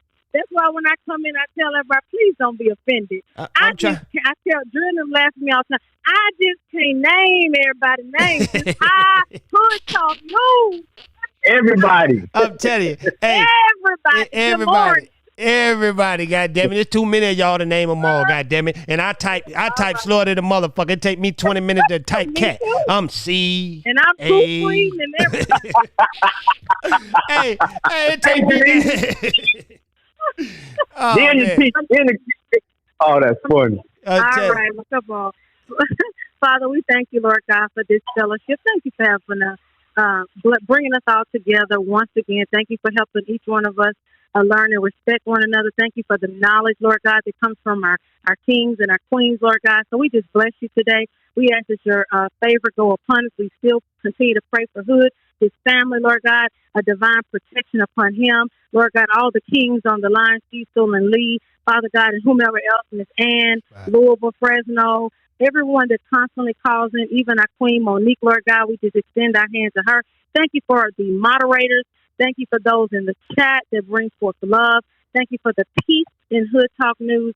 And Lord God, we will forever give you praise. Help us to join together to find justice and to get forward with how we can advance the Black community. In Jesus' name we pray. Amen. Amen. Amen. Amen. I appreciate y'all, man. I love y'all, man. Until next time, man. I love y'all. We appreciate you, Hood. That's right. Thank you, bro, for doing this, bro. That's right. All right, y'all. Hey, listen. Shout out to everybody that was on the goddamn phone, man. I love all of them, man, for real, man. And Clean Black, you got to stop doing that in the middle of prayer now. You always have me over here rolling now. I'm trying to do the right thing and listen to prayer. You talk about pray for the weed, man. Clean Black, stop doing that shit. Hey, y'all, hey, listen, Clean Black always get me when I'm in a serious conversation with somebody. I could be talking to somebody serious. She gonna come through with some shit that have me behind the mic crying, goddammit. Clean Black said, pray for the goddamn weed, man. Hey, we gonna pray for the weed man need prayer too, goddammit, because these dispensaries running his ass out of goddamn business. So we gonna really pray for the weed man and hope this nigga find a job. Goddammit, we gonna have to get him a job, y'all. You tell me I pray for him, we gonna have to get him a job, goddammit, because the weed man, the dispensaries is running the goddamn weed man out of goddamn business, goddammit. So pray for the weed man. Hey man, I love y'all, man. I'm up out of here. HoodTalkNews.com. We on fire.